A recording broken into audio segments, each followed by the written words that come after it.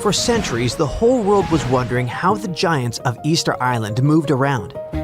Maybe powerful chiefs ordered big groups of workers to haul them. Or the elite controlled special statue-making quarries. But now we finally know the people of Rapa Nui didn't drag their Moai statues into place like lifeless logs. They made them walk. Scientists looked at nearly 1,000 Moai, checked their shapes, proportions, wear patterns, and the gentle forward lean and curved base that many statues have. And then it struck them. Those details weren't accidents, but engineering. The forward lean shifts the center of gravity, and the curved base lets the statue pivot like a pendulum. Once the motion starts, inertia helps carry each step. Think of it like walking an enormous stone toddler using ropes and balance. To prove this right, the research team built a 4.35-ton replica. The real statues were around 13 tons, and some weighed up to 80 tons. With 18 people on the ropes, they walked the statue about 300 feet, about the length of a football field, in 40 minutes. That's faster and easier than dragging something flat across logs or rollers. The old roads of Rapa Nui also help the process. They're about 14 feet wide, and the way they curve inward makes them perfect to keep a statue steady while it walks forward. Every time the islanders moved a Moai, they weren't just walking it, but they were literally shaping the road as part of the job. When you look at the island's landscape today, you can actually see these paths crisscrossing each other, sometimes running side by side like alternate routes. The ancient workers were likely clearing a stretch of ground, moving the statue a bit, clearing a bit more, then rocking it forward again in a specific rhythm. It looks like they spent just as much time prepping the road as they did moving the statue itself. So, the ancient Rapa Nui didn't need thousands of workers or modern machinery, and it all worked with just ingenuity, rhythm, teamwork, and clever design. Their transportation wasn't the only Moai mystery. People knew the statues were meant to honor important chiefs, but no one could explain why the ancient islanders picked those exact spots for them. Most of the Moai sit right along the coastline, almost like they're guarding the island. So a team of scientists took a closer look at those locations, and the answer turned out to be all about water. Easter Island's volcanic soil is super porous, which means it soaks up rainfall quickly. Because of that, there weren't enough rivers or streams, and the island ended up with very limited fresh water. Hundreds of years ago, the people survived thanks to groundwater discharge. Basically, water stored deep underground in layers of rock or soil called aquifers eventually rises up to the surface on its own. When that water bubbled up near the coast, it mixed with seawater, but the mix stayed fresh enough to drink. The locals collected it right from those coastal spots, and that's exactly where they built the Moai. They weren't just decorating the coastline, they were marking the island's most essential source of fresh water. Now, most of the Moai bodies were made from volcanic tuff, a soft, easily carved stone, and most of the statues were carved in one quarry inside an ancient volcano. In October 2023, a wildfire tore through the quarry, and everyone who cares about Rapa Nui got really concerned about whether the site would survive future disasters. So when a team of scientists arrived in January the following year, a local community group asked if they could document the quarry, just in case another fire damaged it for good. The geographers jumped at the chance and launched about 30 drone flights over the quarry. Flight after flight, they collected an incredible 22,000 photos. After that, they spent months running those images through computer software that stitched every piece together into a single, hyper-detailed 3D model. Now anyone in the world can explore Rongo-Rongo, one of Easter Island's most important quarries, without even setting foot on the island. Of course, the 3D model isn't just an online tour platform. The team noticed that there were several workshops inside the quarry, and carving techniques changed from one site to another. So there wasn't one chief who told them how to do it, but rather each spot worked like its own workshop that was tied to a specific family clan. This could also be another proof that the Moai could move with far fewer people than anyone once believed. probably around 20 to 50. That's roughly the size of an extended family or small lineage group on Easter Island. Most statues were carved while lying on their backs from the top down. In the most common method, the carvers focused on the face first, shaping the eyes, nose, and mouth, and then carved the outline of the head and body around those features. The second method flipped that order. They carved the entire block into the basic shape of a moai first and didn't add any details until later. And in a few rare cases, the carvers went at the stone from the side and worked straight into a nearly vertical cliff, which must have taken some great skill. And just when researchers mapped over 1,000 moai and thought they knew them all, the island threw them a curveball. In the middle of a dried-up lakebed, a place no one expected anything, another statue appeared in 2025. It was the first statue found in a lakebed before, and it might not be the last. For at least 200 or 300 years, the laguna was almost 10 feet deep, so it would be impossible for humans to build or put a statue on the bottom. Scientists think the moai are over 500 years old.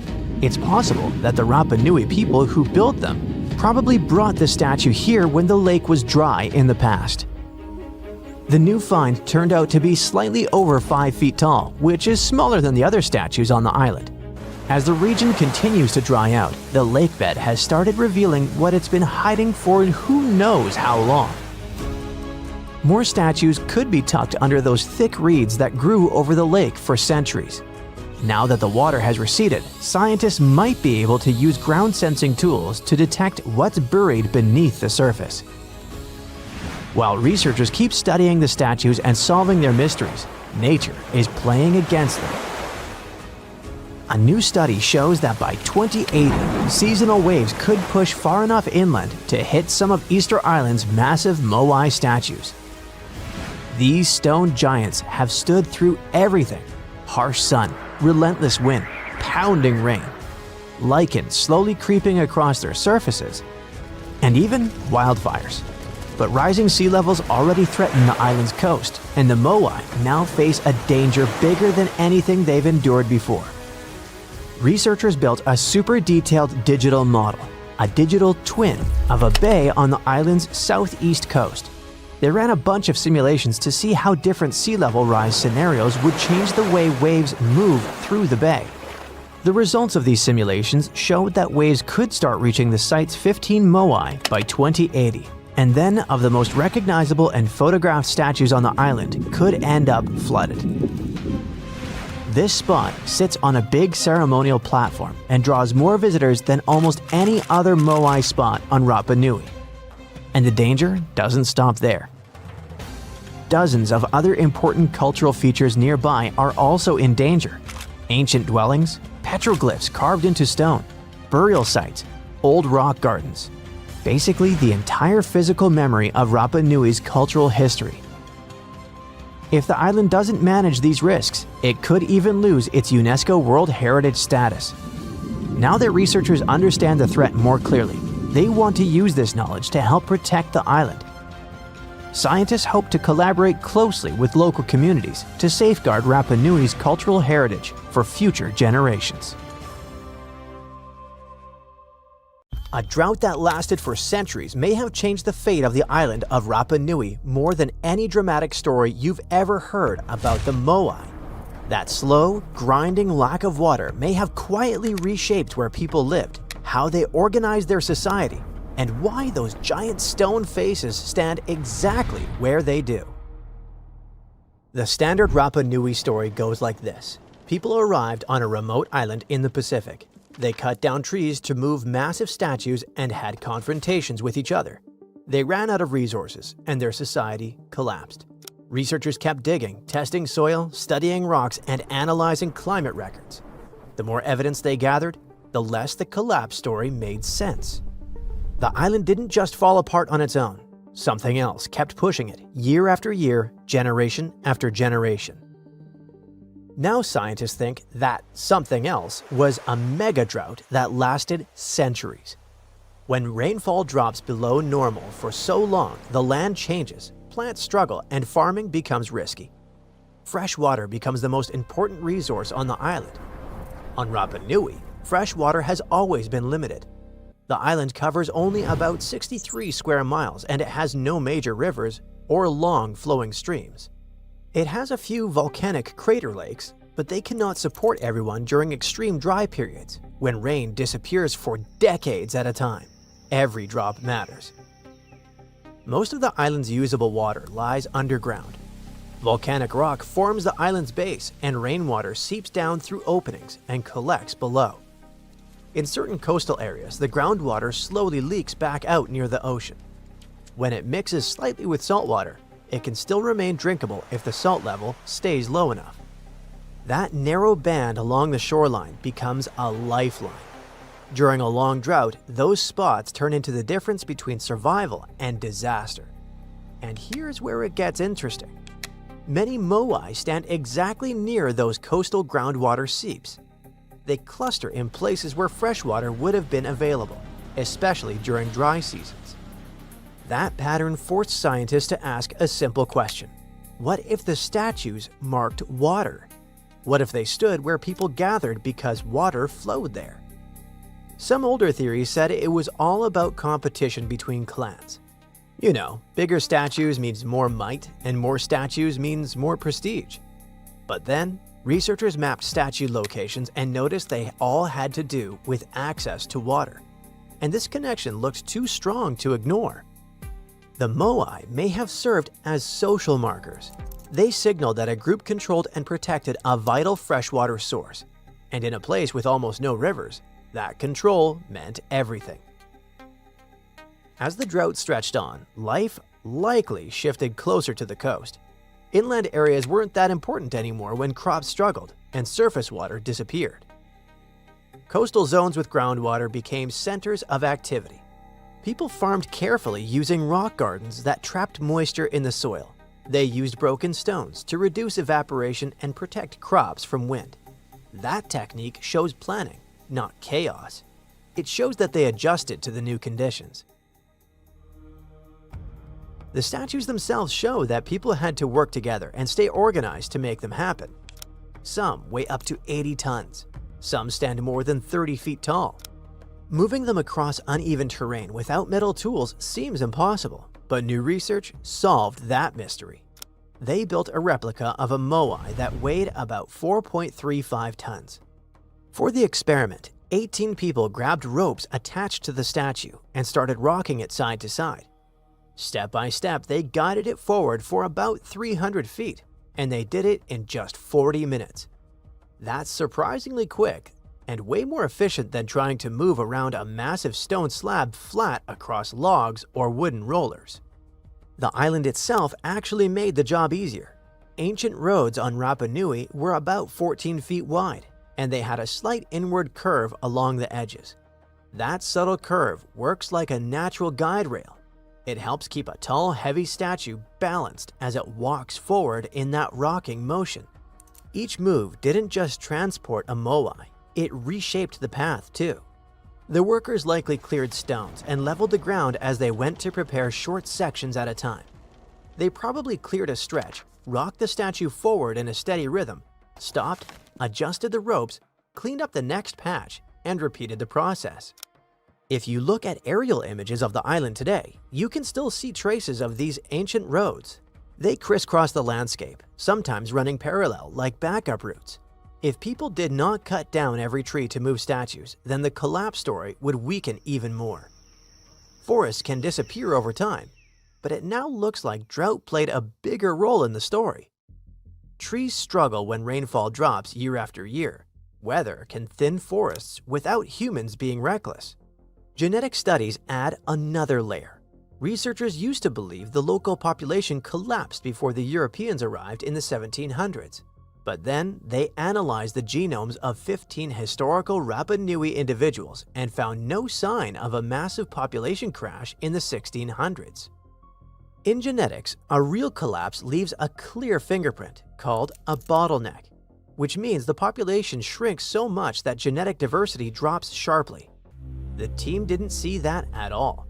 Instead, they saw that the population stayed relatively small and stable and likely never exceeded 3,000 people. That number lines up much more closely with what early European visitors recorded, and it's nowhere near older estimates that claimed 15,000 people once lived there. But there was clearly a sharp decline in the 1860s after European contact, not before. And here's another twist. The DNA also shows Native American ancestry in both past and present Rapa Nui individuals. The mixing likely happened centuries before Europeans reached the island in 1722. That means Polynesians and indigenous people from South America somehow met across thousands of miles of open ocean. Maybe Rapa Nui sailors traveled east, or Native Americans sailed west. Either way, the contact happened long before colonial ships appeared on the horizon. Archaeology adds another layer to this. Researchers found obsidian blades at the earliest known settlement on Rapa Nui. When they examined the tools under microscopes, they found tiny starch grains stuck to the edges. That's ancient food residue. Out of 46 grains, they could clearly identify 21, and those grains came from 8 different plants. Some of them made sense. Taro and yam are classic Polynesian crops.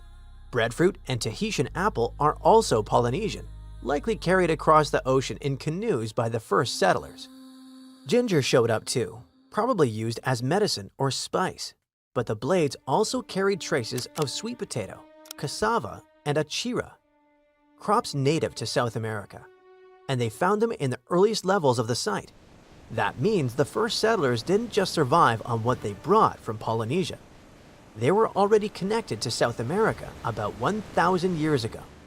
Sweet potato especially stands out because it had to cross the Pacific somehow long before Europeans arrived in 1722.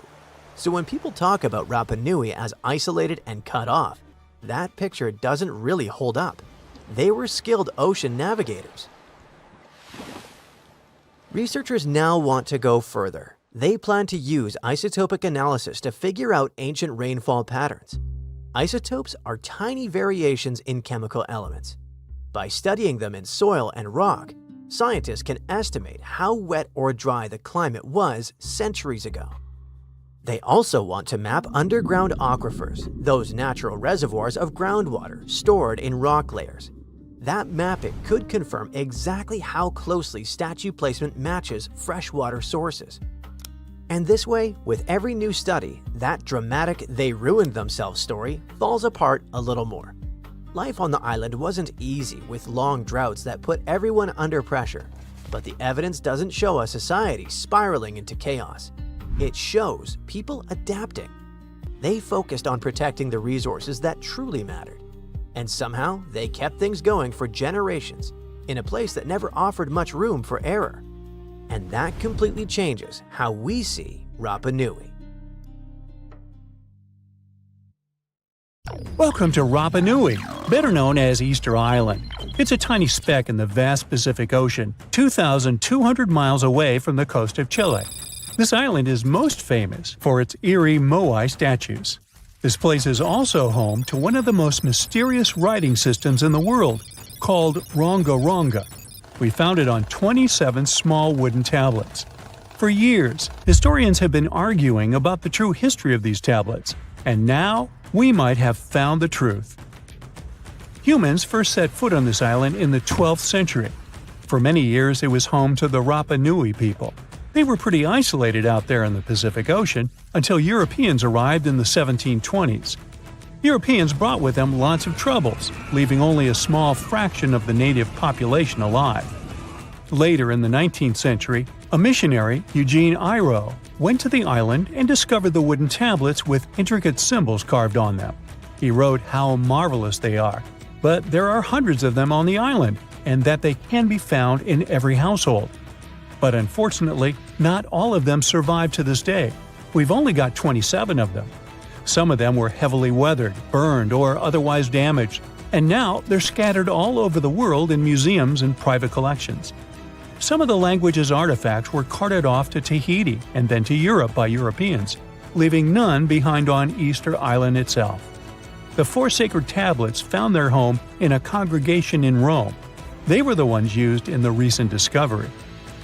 For years, historians have been arguing whether this writing system was made up by the islanders themselves or they borrowed it from Europeans.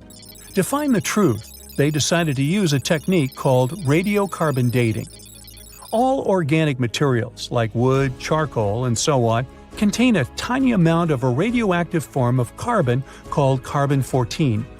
When life comes to an end, things stop taking in carbon-14, and the amount they had starts to decay over time. By measuring how much carbon-14 is left in a sample, we can assume how old this sample is. This is how we learn the age of many fossils and artifacts. So, they looked at the age of some Rongo-Rongo tablets. 3 of them were crafted from trees grown in the 18th or 19th century, which aligns with the arrival of Europeans. However, one of them is older than the Europeans' first visit to the island. There are 2 reasons to believe that Rapa Nui people created this writing system themselves. First, Rongo-Rongo works differently from European languages. Decoding it is a pretty hard task. Unlike English, this language boasts over 400 unique glyphs, none of which resemble any known writing system. There were many attempts to decipher this language, and none of them were successful so far. And second, one of the tablets is shown to be from around the 15th century, before the Europeans arrived. The problem is that radiocarbon dating can only tell us when the wood the tablet was made from was cut down, not when the writing was put on it. And since we've only got one tablet to go by, this isn't enough to be completely sure. On the other hand, why and where would they preserve cut wood for over 200 years just to grab it and write something on it one day? But anthropologists and historians say that it's possible. Scarce wood resources might have led the islanders to reuse old driftwood, which could be centuries older than the writing itself. This is known as the old wood problem in archaeology. Plus, the tablet looks very preserved. It was maintained to protect it from wood-damaging insects, humidity, and so on. That's why it survived over the centuries. Whatever is written on it, it was probably important for the Rapa Nui people. Now, all of these are guesses and clues, but scientists are cautiously optimistic. They believe that Rongo-Rongo could be one of the rare instances of independent writing invention, like those of the Sumerians or the Egyptians. But we need more evidence. In the Rapa Nui language, Rongo-Rongo means to recite or to declaim. Not everyone could write, only a select few. Probably only the elite of Easter Island, mostly men, knew and could read this written language. After colonization, none of them survived. So now we have to rack our brains trying to figure out what's written here. First, scholars can't agree on what type of script it is. We aren't even sure that this was their language. But even if it was, we don't know whether it's a primitive form of writing or a fully developed system. In the 1990s, a linguist, Stephen Roger Fisher, believed he might have cracked the code of Rongo-Rongo structure. His idea was that these tablets conveyed cosmogonies. Cosmogonies are stories or narratives that explain how the universe was created and how natural phenomena came to be. They often come from ancient traditions and cultures, like those found in East Polynesia. The tablets could have talked about things like how the world began, where everything came from, and how different aspects of nature, like the stars or the mountains, were formed. This would also explain why only the wise elite could write. Fisher thought that Rongo-Rongo is a mix of logographic and semasiographic systems, which means that some symbols represent spoken words, while others represent ideas or concepts. But deciphering them would be very hard because it requires extensive memory and knowing context, because the symbols are more like hints than complete expressions. However, other language experts disagreed with his ideas, saying there were problems with how he put together his theory. Unfortunately, Fisher couldn't prove this hypothesis. Maybe these are just drawings. If we look at the tablets, there are some things that look recognizable: people, animals, plants, and geometric shapes. There are some birds. One of them looks like a frigate bird, which Rapa Nui people associate with the deity Maki Maki. There are also fish, centipedes, and so on, or at least these glyphs look like them. Could it be just art or a form of decoration? Maybe, But there are some problems. The glyphs show a high degree of complexity and structure. They also keep the same style. For example, there are several symbols that show something human-like with a raised hand. The only difference is different heads.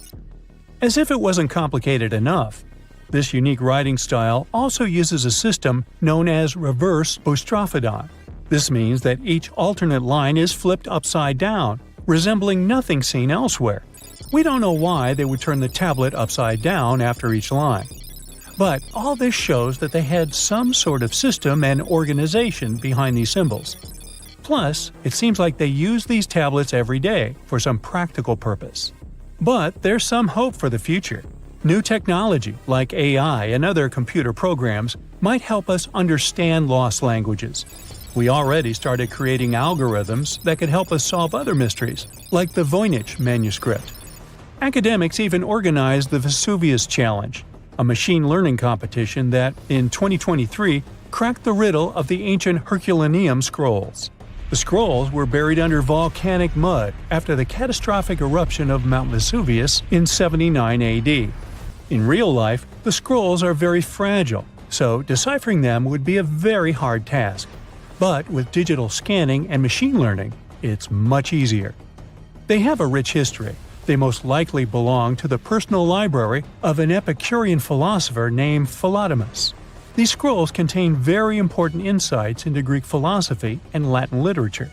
If we decipher more of them, we'll learn more about the rich history of the Roman Empire. Scientists found a new statue on Easter Island, inside the crater of an old volcano. They were sure they already cataloged all the Moai. That's what they call those famous stone giants. But this discovery changes what we know about them. First of all, the Moai were rarely alone, so we may hear about more of them in the same area. Second, it's the first Moai found at the bottom of a lake. Scientists were working on a project to restore the marshland in the volcano's crater when they stumbled upon the statue. The lake that was here began to dry up in 2018. For at least 200 or 300 years, it was almost 10 feet deep, so it would be impossible for humans to build or put a statue on the bottom. Scientists think the Moai are over 500 years old. It's possible that the Rapa Nui people who built them probably brought the statue here when the lake was dry in the past. The new find turned out to be slightly over 5 feet tall, which is smaller than the other statues on the island. It's a full-bodied one with recognizable features. Researchers also plan to do radiocarbon dating to find out the exact age of the statue. They don't plan to remove it from where it was found because the oldest members of the Rapa Nui community want it to stay where it is. Moai statues kept scientists puzzled for centuries. They knew that they were built as a dedication to the island's chiefs, but no one could figure out why they chose these various locations for the statues. Most of them were found along the coast of the island. Researchers from Binghamton University in New York decided to study the locations more closely and learned that it had to do with water. Easter Island has porous volcanic soil that absorbs rain easily, so there aren't enough streams or rivers and too little fresh water. Hundreds of years ago, the island's people relied on groundwater discharge to get drinking water. The water stored deep underground in rock or soil layers, called aquifers, reach a point where it flows up to the surface.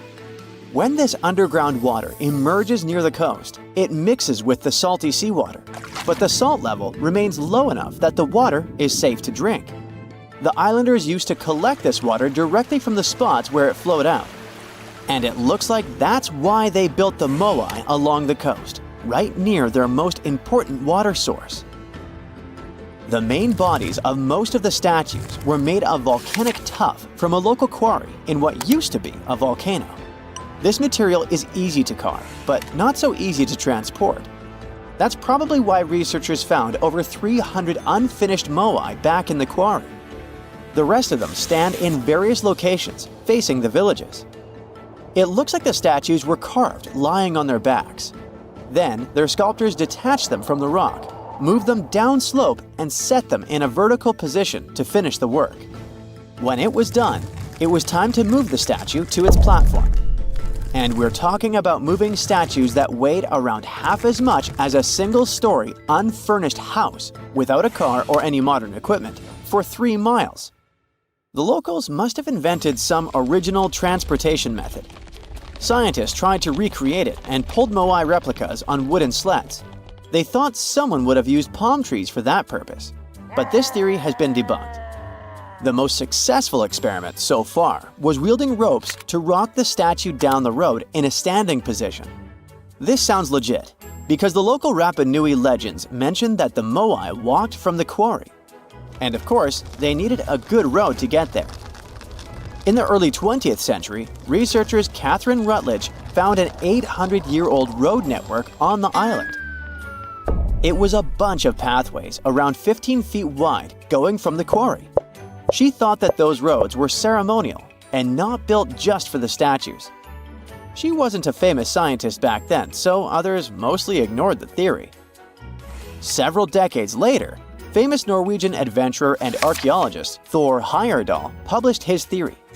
He mentioned that the roads were there exclusively to transport the Moai, and some of the statues were dropped along the way for some reason. But in 2010, researchers found that the statues reached their final destinations because they were all set on hidden platforms. The road floor was U-shaped, so pulling massive statues along them wouldn't be easy. You can still find roughly 15 miles of these roads on the island and see them from satellite images. Scientists used to believe that the Rapa Nui people made Easter Island unlivable and ruined their own civilization. But a new study that used remote sensing data and machine learning says that the island's population didn't grow too big and collapse. Instead, the islanders figured out how to live in this challenging place and kept their population small and steady for hundreds of years. Researchers found amazing rock gardens as proof for this new theory. Easter Island, or Rapa Nui, is one of the most remote places on Earth where people live. It's surrounded by the Pacific Ocean. Central Chile is 2,200 miles to the east of it, and French Polynesia is 2,600 miles to the west. The island, which is 63 square miles in size, is made entirely of volcanic rock. But the volcano stopped erupting a long time ago, so Rapa Nui's soil has lost most of the useful nutrients that lava once brought here. It's also drier than tropical islands, and its deep waters made fishing much harder for the settlers, as there's no shallow lagoons or reefs to fish in. So, the islanders came up with a smart farming method called rock gardening to survive here. They spread rocks of different sizes over the soil and planted crops like sweet potatoes and taro between the rocks. The rocks protected the plants from harsh winds and salty air and helped regulate the soil's temperature. They also slowly released minerals into the soil, so it became healthier for growing food.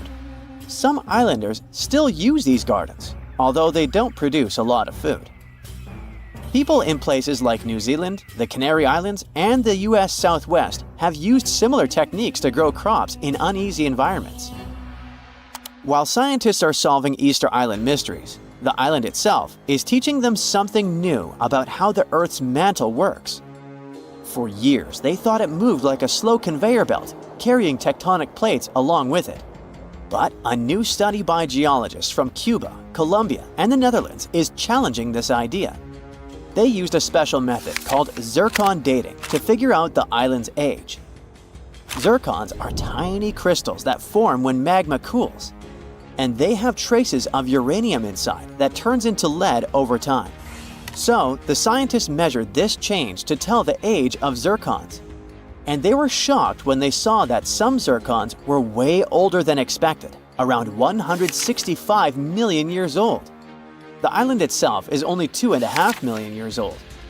The scientists found that these ancient zircons came from deep inside the mantle, under the tectonic plate, by magma from earlier volcanic activity. Easter Island's volcanoes are part of a group called hotspot volcanoes, formed by hot plumes of rock rising from deep within the Earth. Normally, these plumes stay in one spot while the Earth's crust moves above them and creates a chain of islands, like Hawaii.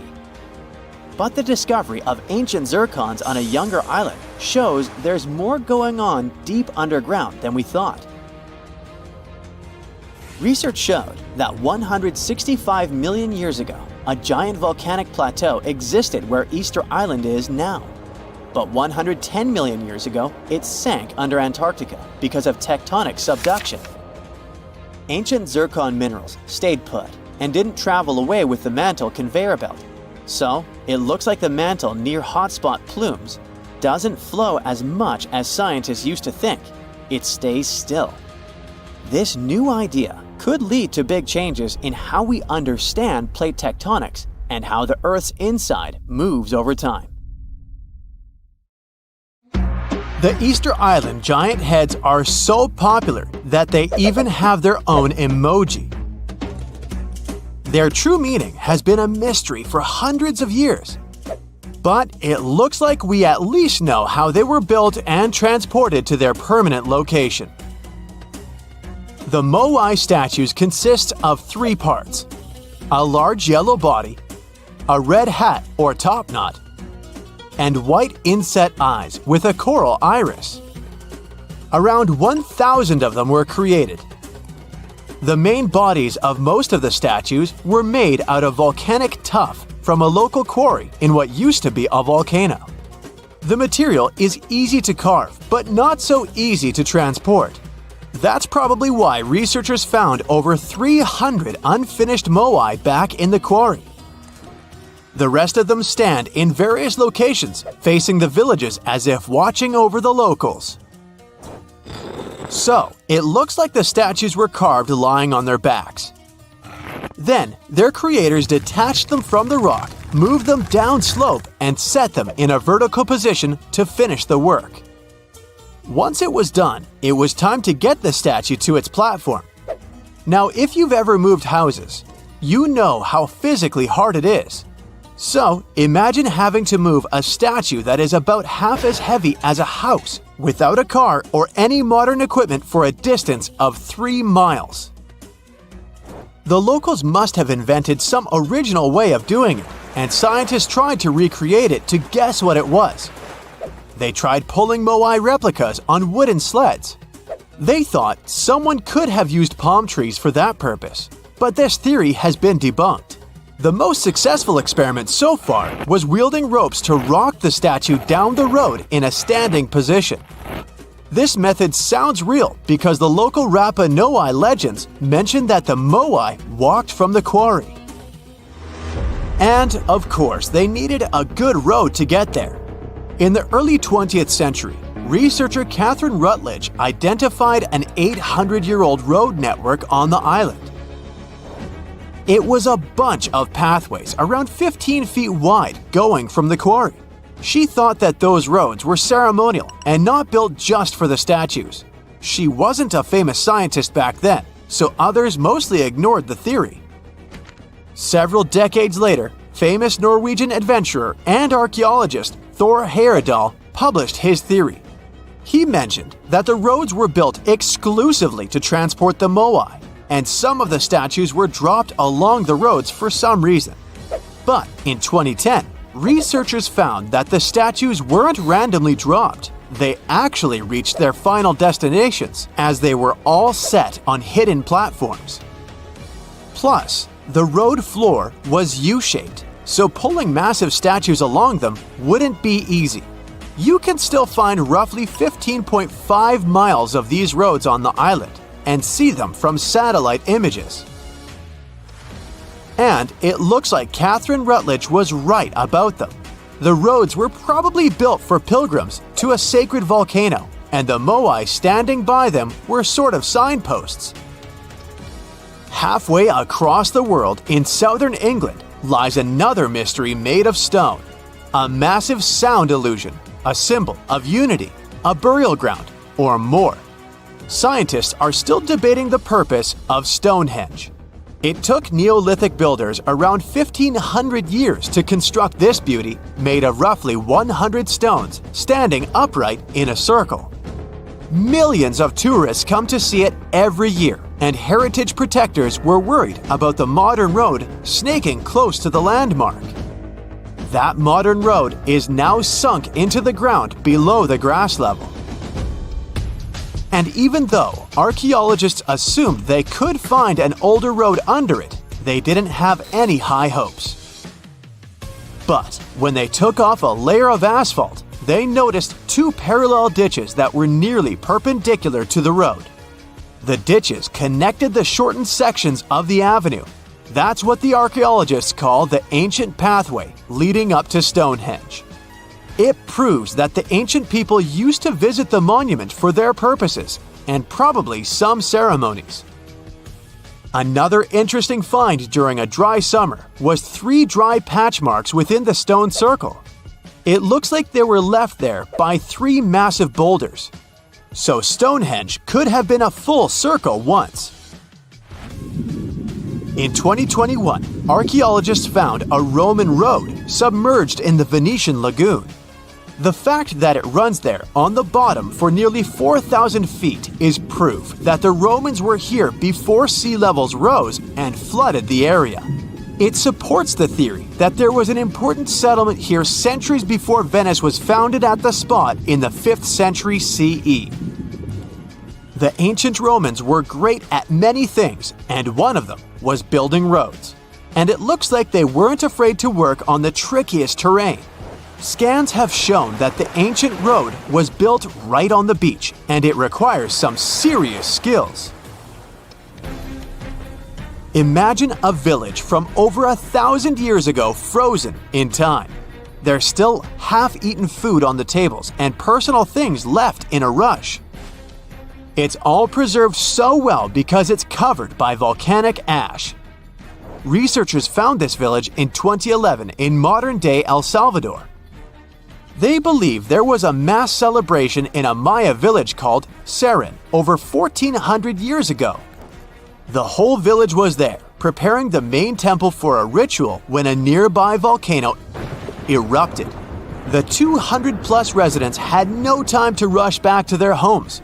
To save their lives, they had to flee the plaza and run south on a raised road called Sakbe. They managed to escape from the plumes of volcanic ash. In addition to being a superhero and saving all the people, the road had another cool feature. All Sakbe roads had an outer layer of stones. But this one was made of ash. Ironic, isn't it? It proves that the Maya people didn't only use stones to build their roads. Archaeologists discovered several coins in Jerusalem when they were excavating an old street. When they saw the minting dates, they realized the road was built when Pontius Pilate was the Roman governor of Judea. Since he was the local ruler, it's almost clear that he gave the order to build the road. The pilgrims most likely used this road to reach the Temple Mount for worship. The pathway, which was laid with over 10,000 tons of limestone, was almost as broad as a London bus is long. It had been there for 2,000 years. It's not common that you find such a luxurious road, and it's not clear why a Roman governor would spend so much money on the road. It was probably his attempt to make the city's population like him. Plus, it was a great way to show he had both money and influence. The Old North Trail is an ancient highway that the inhabitants of North America used for 10,000 years. First on foot, then with dogs, and finally with horses. The first travelers moved around the continent down its paths for thousands of miles long before the first Europeans arrived, and even during the last ice age. They used it to carry trade goods, visit relatives, find a mate, or just explore. Researchers keep finding evidence that the stories and legends of the Blackfoot Indians about this trail are real. And it could be even the road that served one of the most massive human migrations. The people who crossed from Asia on the Bering Land Bridge about 15,000 years ago and settled in North America might have used the ice-free corridor along the Rockies, which later became a part of the trail. The Nakasendo Highway was built in the 17th century during the Edo period of Japanese history to link Kyoto and Tokyo. The 310-mile-long road runs across mountain ranges and down onto the plain. It was one of the 5 main roads used by the feudal lords and their families to travel to the capital. There were 69 post stations on the route where travelers could stay overnight. The road was built for horses and pedestrians, as the Japanese didn't use carts. You can still walk parts of the route. The Moai statues have been standing tall and proud for hundreds of years. Once people put an enormous effort into carving these grand sculptures, and then they just suddenly stopped making them. But why? Let's figure out this mystery. Easter Island, located 2,500 miles east of Tahiti, has an area of 63 square miles.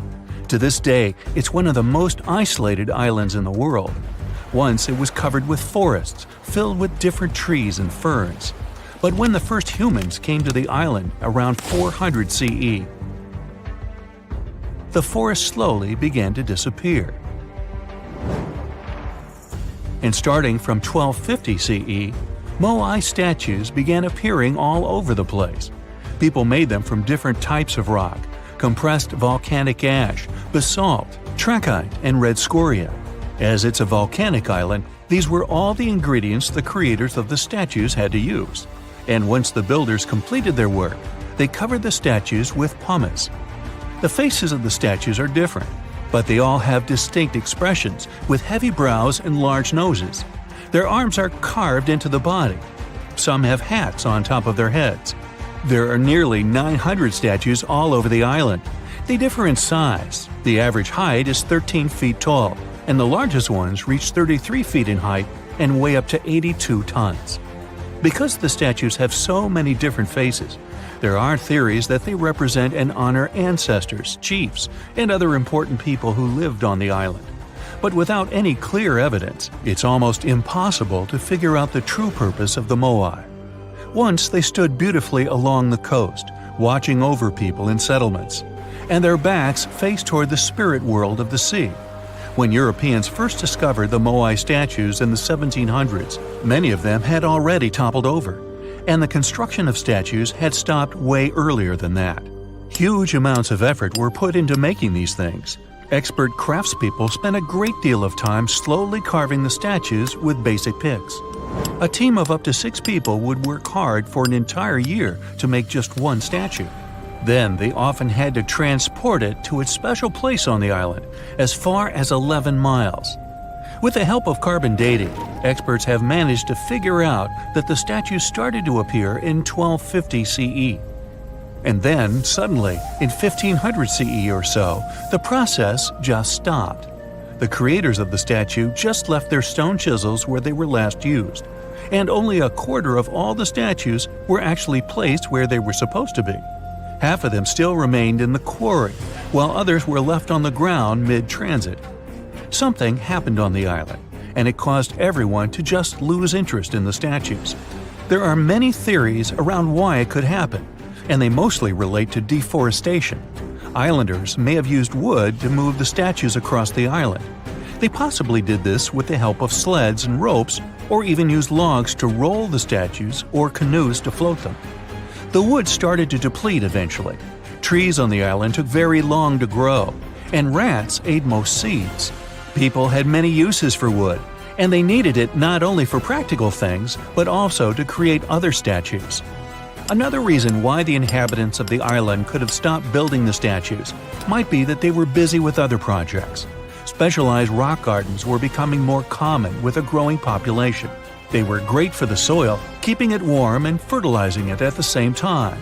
Islanders spent much time and effort making these rock gardens, and there simply wasn't enough time to focus on building and moving the statues. Another theory suggests that what people believed in changed over time. Supposedly, the islands once saw the statues as a connection to their ancestors. After some time, though, rituals depicting a show of strength and endurance became more widespread. And with these rituals, islanders started to carve images related to seabirds. Seabirds became the main animal on the island. People started to believe that their ancestors looked over them through birds instead of the statues, so there was no longer a reason to build the Moai. Anyway, These theories might be true, but the main problem was that the small island couldn't support a growing population. What was once a lush land covered in forests quickly became a barren landscape.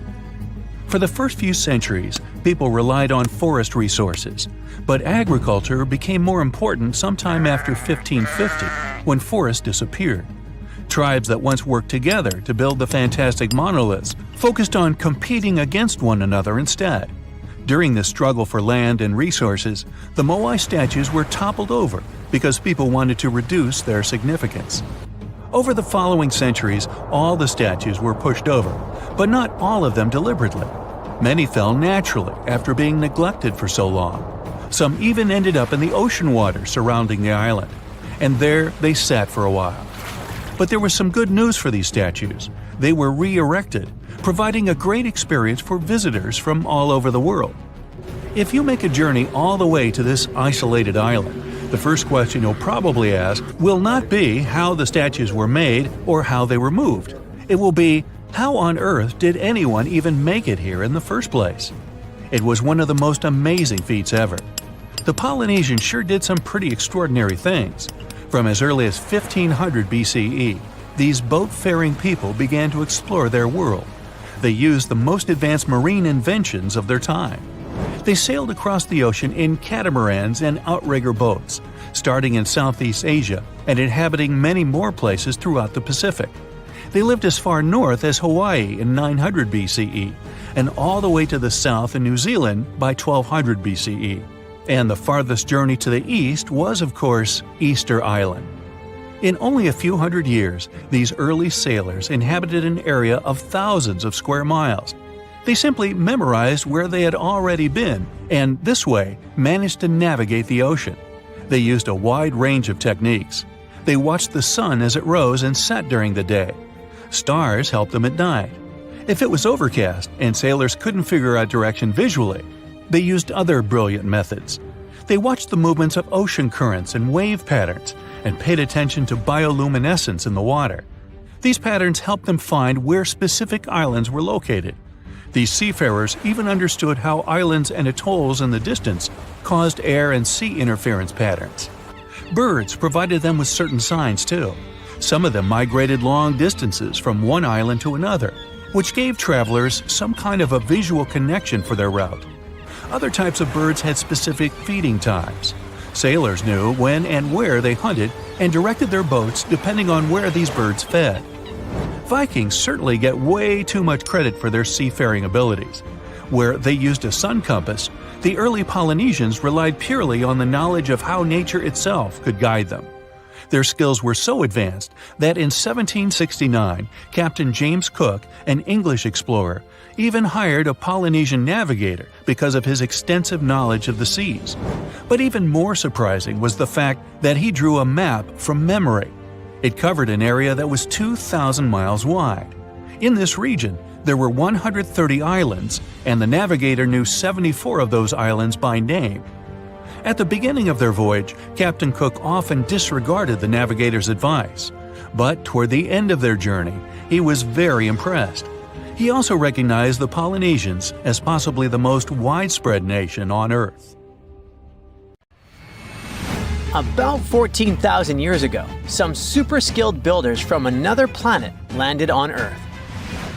Their mission was to help build a massive stone complex with perfectly interlocking blocks. They used some advanced technology, centuries ahead of their time, and once the job was done, they disappeared without a trace. This is not a sci-fi plot, but one of the theories trying to explain the mystery of Puma Punku. Scientists don't officially accept it, but they still don't know for sure how, when, and who built this impressive construction. Puma Punku is part of the ancient city of Tiwanaku, near Lake Titicaca in Bolivia. Tiwanaku is an important place in Inca traditions. They believed it to be the place where the world was created. Historians believe Puma Punku was built around 536 AD. The first Europeans discovered it in the middle of the 16th century. At the heart of Puma Punku, there is a huge, terraced platform filled with massive stone blocks, some as big as a school bus. The largest one weighs a jaw-dropping 131 tons. That's heavier than 20 elephants. Even the smaller rocks are as big as a couch.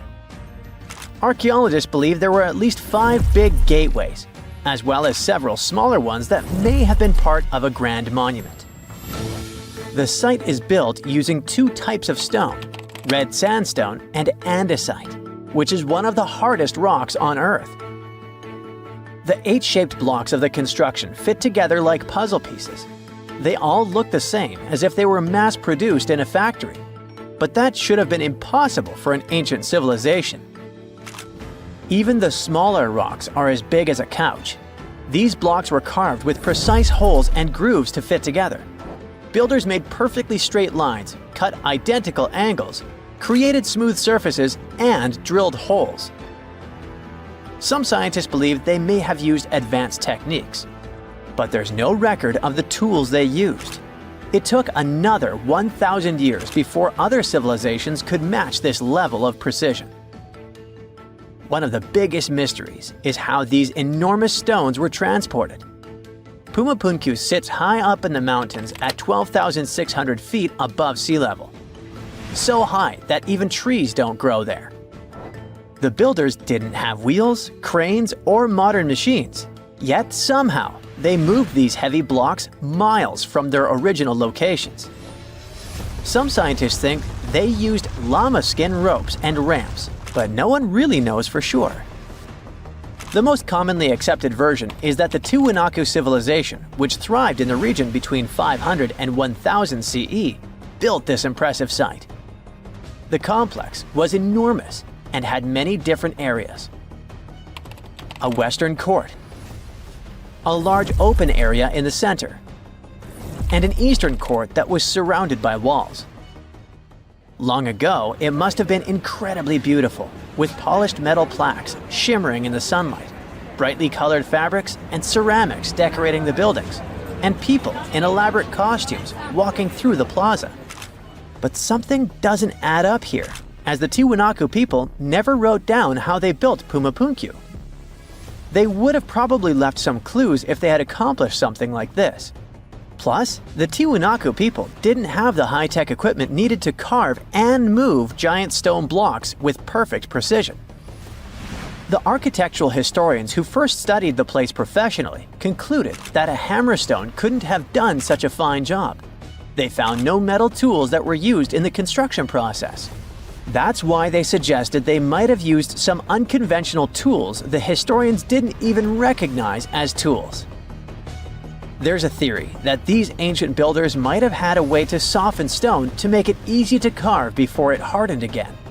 Or maybe they poured liquid stone into molds, just like we make concrete today.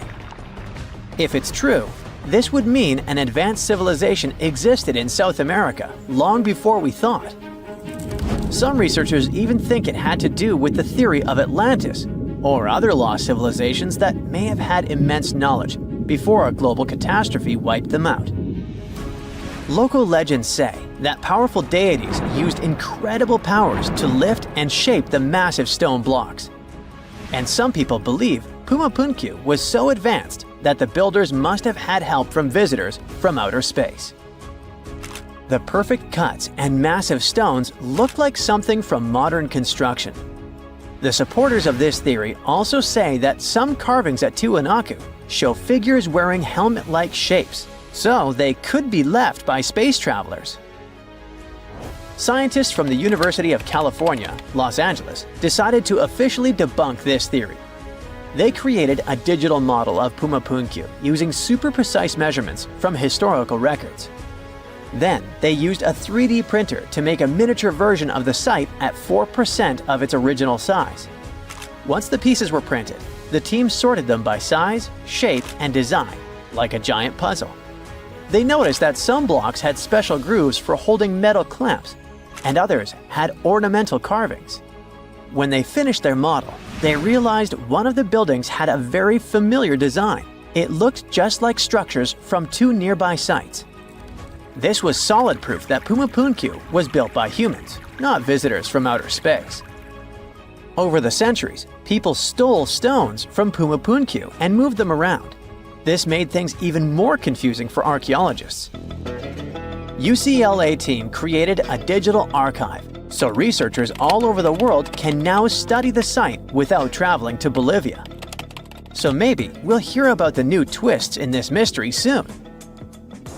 Another construction from the past that still impresses us with extreme precision is the Serapeum of Saqqara, a burial place built around 3,000 to 3,500 years ago. A French scientist accidentally discovered it in 1850. Inside the Serapeum, he found a long underground hallway. On both sides of the hallway, there were giant stone rooms, and inside those rooms, there were huge granite sarcophagi.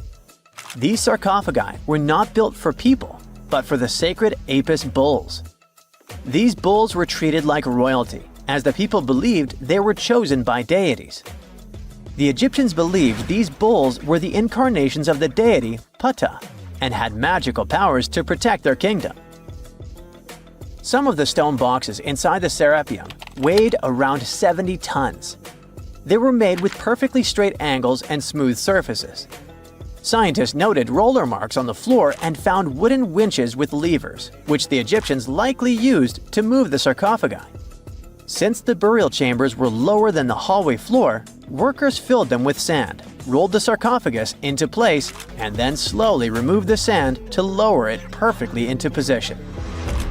A stone inscription found in the Serapeum said it took 28 days just to move one of these stone boxes. Even though these sarcophagi were meant for bulls, they were way bigger than needed. Pharaohs, who were the rulers of Egypt, were buried in tiny coffins. So it's really weird that these boxes were so enormous. Another question is why they used granite, which is so hard to carve, instead of limestone. Some people believe the stone boxes weren't just tombs. They might have been ancient energy generators. The Egyptians knew about fermentation. If someone placed food or meat inside a perfectly sealed granite box and let fermentation happen, pressure would build up inside. Granite contains quartz, a special crystal that creates electricity when squeezed. As pressure increased, the box's lid could pop open, releasing gas. Ancient drawings found in the Serapeum show stones stacked on top of the boxes, which might have been used to make the lids even heavier and help produce more electricity. Thousands of years later, when explorers opened these boxes, they only found bull bones, maybe because all the organic material had disappeared over time. Scientists still aren't sure if the massive stone boxes were actually ancient energy systems, so the mystery lives on. Hey there, curious history buffs! Have you heard the legend of the ancient race of giants of Nevada? Yes, I'm talking about actual giants that allegedly lived thousands of years ago. Now I know what you're thinking. Giants, really? Well, archaeological finds add fuel to this debate too. And here's where it gets interesting. Lovelock Cave was indeed used as a burial site, and some of the remains found there are much larger than average human bones. The cave is by the Humboldt Sink in western Nevada. It was once part of an enormous lake, which eventually dried up, leaving a number of smaller ones, including the Humboldt Sink. The cave became the home of the Site-Ka tribe. According to the legend, these red-haired giants were so big that they had to be buried in the cave itself. Indeed, later on, archaeologists discovered 8 to 10 foot tall skeletons.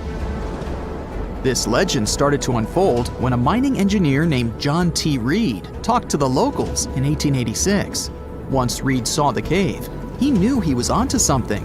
The news spread soon, but the cave was attracting another type of attention too. The deposits of a fertilizer known as guano were discovered inside the cave. So a mining company began excavating the precious resource in 1911 and soon shipped more than 250 tons of the fertilizer to San Francisco. Unfortunately, some of the human remains and artifacts were neglected and lost in the mining process. This led to an official excavation in 1912 and 1924. After the top layer of guano had been mined, strange objects started to surface. Around the area, the earliest evidence of human habitation dates back about 4,000 years. The Lovelock culture lasted for some 3,000 years, and they left us with 10,000 stunning artifacts. The pits in the cave were like a series of time capsules hidden at different depths. Archaeologists determined the age of each pit by its depth. It turns out that many different groups used the cave for storage over a really long time, and the things they stored there give us a really cool glimpse into their cultures. It's like a giant ancient storage unit full of hidden treasures. What have the researchers found besides the giant bones, you might ask? Some other bodies were mummified using a method similar to the one applied by ancient Egyptians. These remains also had something in common with the bodies discovered as far south as Lake Titicaca. Both mummies had some red hair. Yet, there are scientists who believe this reddish hue is the result of the interaction with the environment in which the bodies stayed. So, while the story of the red-haired giants may be a wild and intriguing tale, not everyone is convinced. Some experts believe that the bones found in Lovelock Cave are simply the remains of prehistoric animals, like mammoths or sloths. But others insist that there's something more to the story. Other relics, such as finely crafted baskets and exquisite duck decoys made from tule fibers, were also found there. In any case, this cave is worth the attention it gets. By the way, you can still visit this cave today and see the pits of different depths with your own eyes. But let me tell you one thing. It's in a hot, dry, and isolated place. Archaeologists have made another discovery that seems to be straight out of a legend. They think they found the palace of the one and only Odysseus, who was the legendary Greek king of Ithaca and the hero of Homer's epic poem. Move over, Indiana Jones. We've got some real-life adventure happening here from around 1300 BCE. Apparently, this is the only palace mentioned in Homer's epic poems that hasn't been found. The excavations have been made on the Ionian Islands, and the view from the ruins found on the island of Ithaca are exactly as described in the Odyssey, says the professor who led the excavation team. Known to the ancient Romans as Ulysses, the Greek hero took 10 years to return home to Ithaca after the fall of Troy. For many years, Homer's other epic, called the Iliad, which tells the story of the protracted siege of Troy by the Greeks, was regarded as a myth too. But then, in the 1870s, Troy was rediscovered in modern-day Turkey's Çanakkale city. So, if they found Troy, who's to say they couldn't find Odysseus's home? The researchers were following Homer's words as a roadmap. The excavation site has a building complex with 2 levels. It has important finds, such as storerooms and workshops, a complicated drainage system, and fragments of pottery. It also has a well from the 8th century BCE, which is around the time when Odysseus is believed to have been the king. Yet, not everyone is convinced that the team has actually discovered the home of Odysseus.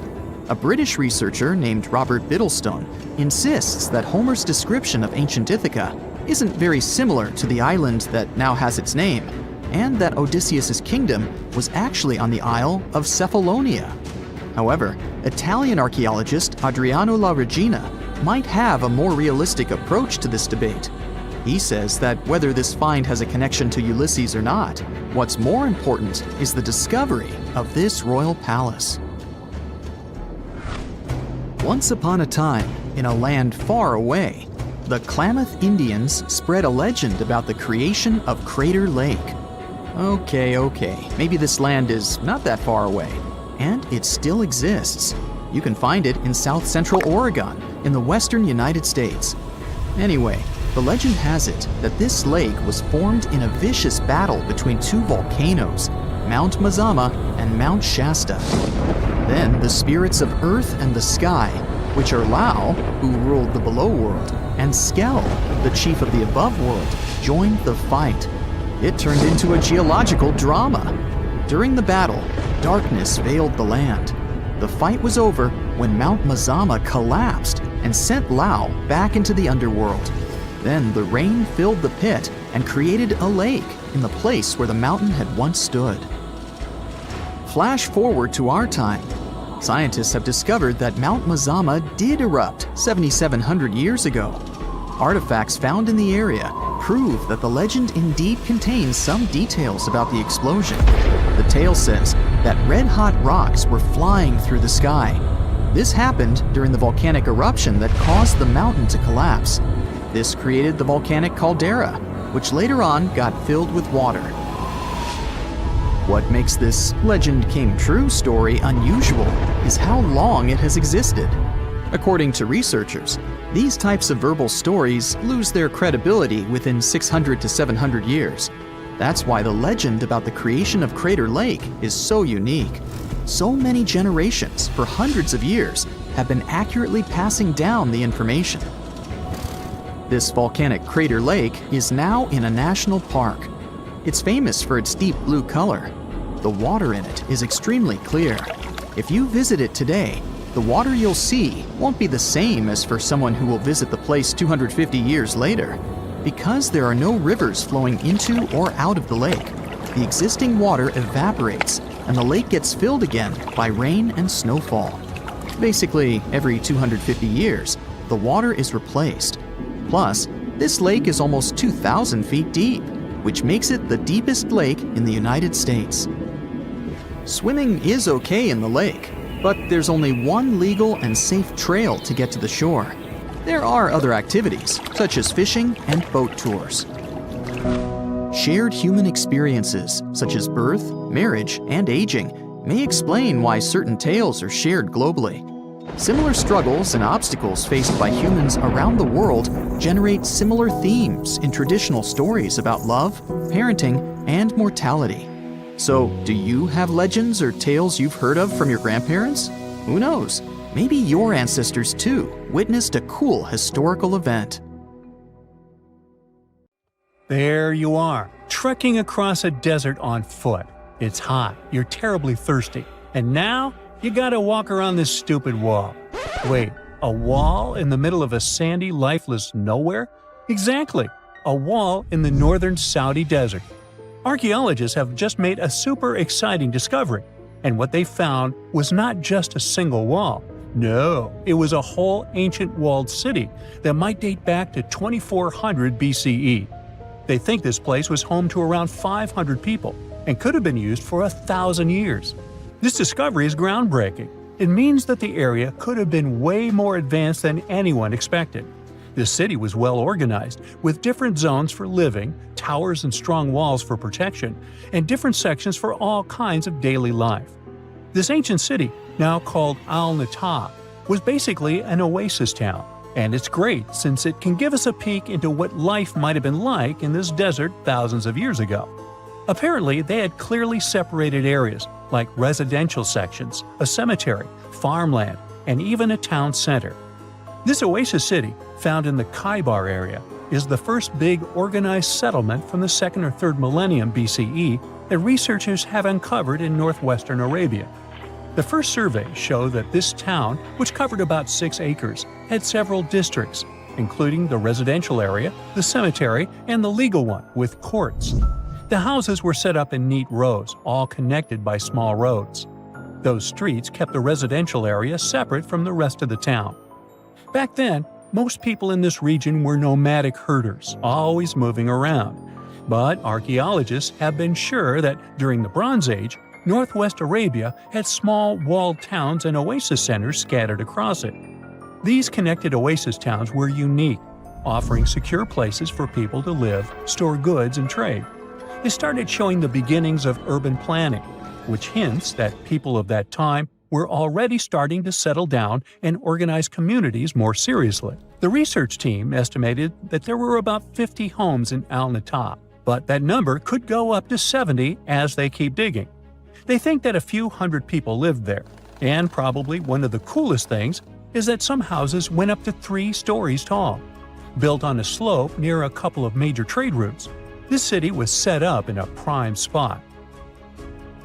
Now, one of the most impressive things about this place is its water supply. The oasis had springs and aquifers, which are underground water sources, and such conditions were perfect for farming. Those water sources meant residents could grow their own food, making the town self-sufficient. The outer walls probably helped control who could enter the town and get access to its resources. This settled way of life was an impressive shift from nomadic living to a more agro-pastoral lifestyle, which means a mix of farming and herding animals. Another find that supports this theory is a bunch of tools, like grinding stones, mortars, and pestles, discovered inside the town. People there must have ground grains and prepared food. They had a diet of cereals, meat, and milk from animals they raised themselves. These astonishing findings show that the inhabitants of the town could easily feed themselves and were surprisingly advanced for that time. Thanks to better access to Saudi Arabia in the past couple of decades, archaeologists now have a much clearer picture of what life there was like thousands of years ago. The most exciting thing is that Al-Nata might have been part of a whole network of similar fortified oasis towns spread across the region, and all of these connected sites could show us how trade routes and small settlements worked together at that time in that arid area. Now, at the same time, this recent discovery isn't the only one that has the scientific world buzzing with excitement. How about we visit Egypt and see for ourselves? After all, archaeologists have just found a stash of ancient Egyptian and Greek treasure underwater. They were exploring the lost city of Thonis Heraklion off the coast of Egypt, which sank more than 1,000 years ago. This city was legendary, and nobody even knew where it was until it was rediscovered in 2000. Now they're uncovering more and more, and on this dive, they found a pile of gold and silver treasures. Those were probably used in rituals to bless Egyptian pharaohs when they took the throne. The researchers even found an ancient Greek temple dedicated to Aphrodite and some super-old Greek weapons.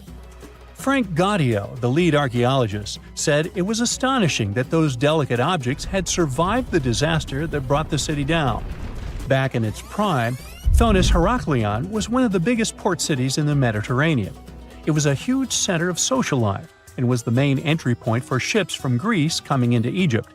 But tragically, due to rising waters, earthquakes, and a catastrophic tidal wave, the soil underneath the city literally turned into mush, and then the entire city sank into the Mediterranean.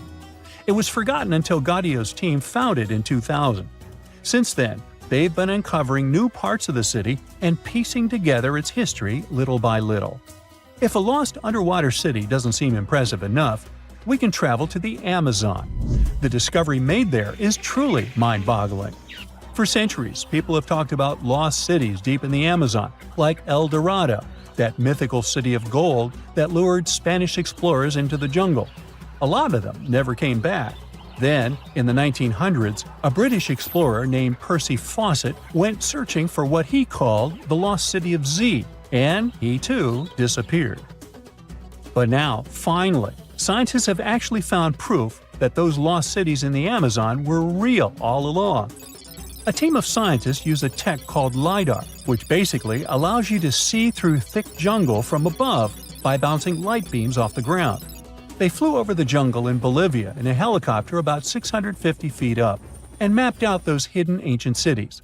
What they found were ruins of a huge urban settlement built by the Kasarabi people who lived there from 500 to 1400 CE. And it wasn't just a couple of buildings here and there. No, the LiDAR maps revealed massive urban centers, pyramids, platforms, roads, canals, and causeways, all carefully laid out. Turns out the Amazon wasn't just an untouched jungle. It was once home to big, complex cities. A scientist from the German Archaeological Institute explained that Europeans had long ignored the possibility of ancient Amazonian cities, but the LiDAR maps showed they were wrong. The new maps have revealed 26 sites, including 11 that no one even knew existed. Researchers have discovered two main city sites, Landivar and Kotoka. They had massive moat causeways stretching out like spokes on a wheel, linking the main cities with smaller surrounding settlements.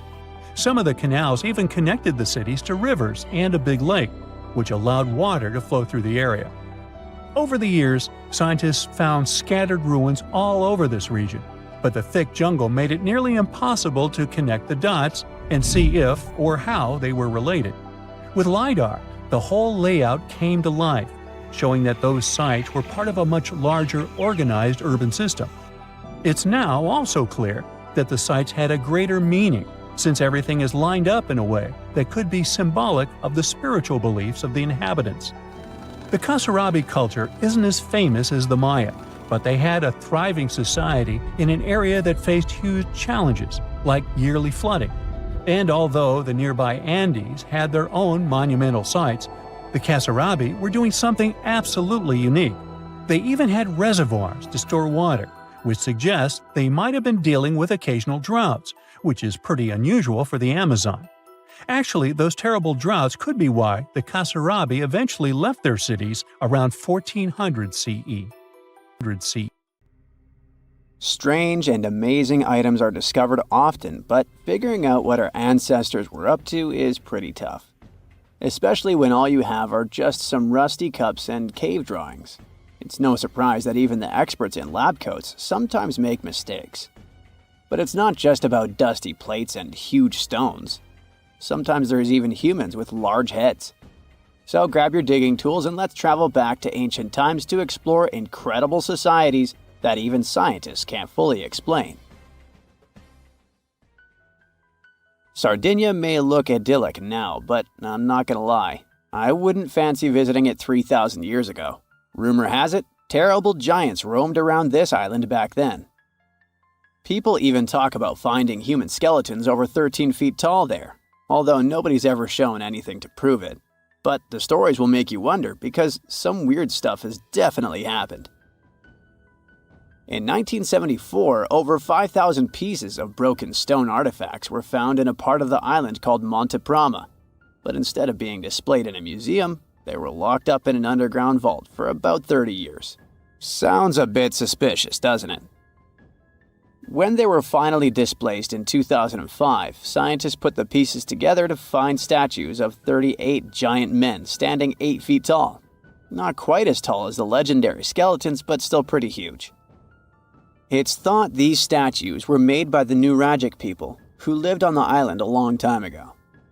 Besides giant statues, they also built over 8,000 massive stone buildings. Perhaps Nuragic weren't giants themselves, but they definitely liked their things big. I do too. I like a big number of likes on our videos. That would be pretty great. Thank you if you liked this and subscribed. Now back to the video. You and I are pretty smart, but we might not be the smartest humans ever. Actually, we might not even be the smartest species. Since 1913, some skull fossils found in South Africa have hinted at a possibly smarter contender called Boscop Man. This human-like species might have lived as recently as 10,000 years ago. Their skull suggests they had really big heads, which means their brains could have been 30% bigger than ours. Wow! Their average IQ could have been around 149, making them among the smartest 0.05% of people today. But if a Boscop brainiac was so much smarter, why are they not around and we are?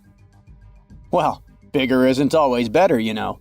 Our brains are a lot bigger than our ape relatives, mainly in the prefrontal cortex. This part helps with high-level tasks like making decisions, remembering things short-term, and being aware of ourselves.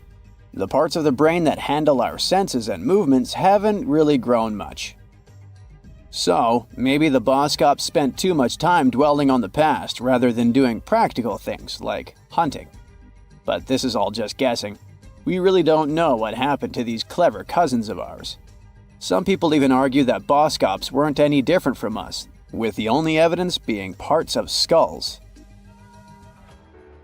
The jungle is huge. Did you know the Amazon rainforest is home to about 30% of all the world's plant and animal species? That's impressive. However, the history of one native species, humans, has long puzzled scientists.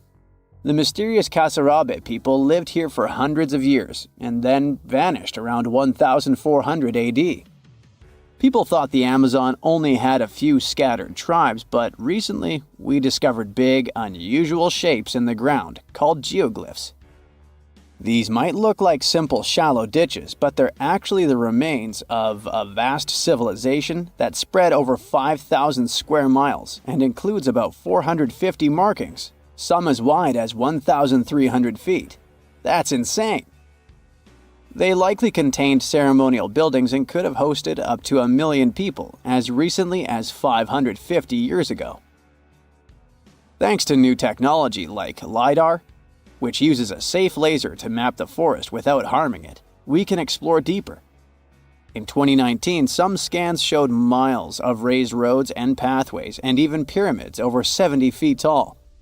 They found 26 separate settlements, 2 of which were at least 250 acres each. Damn, that's like 330 soccer fields. It's not certain what happened to the Kasarabi people.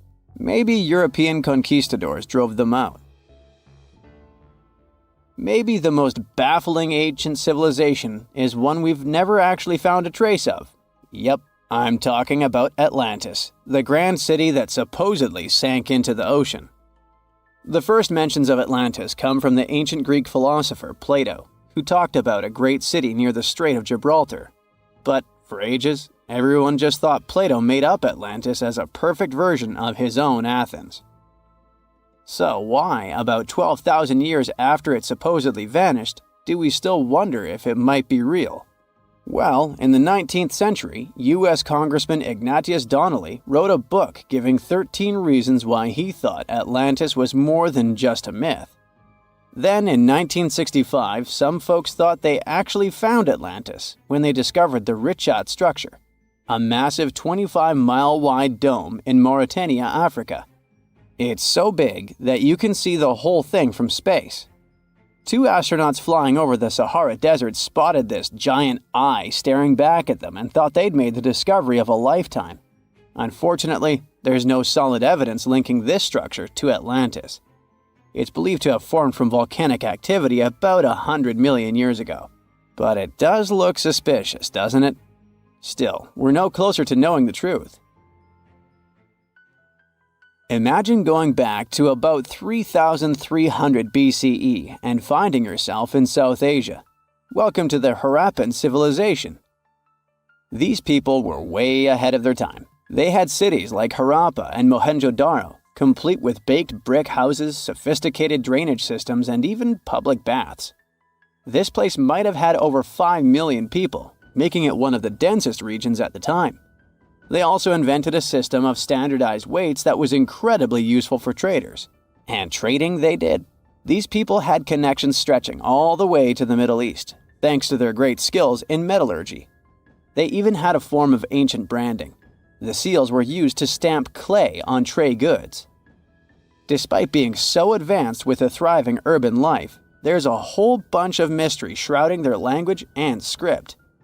We've got bits and pieces of their writing, but no one's deciphered them yet, even with all the technology we have today.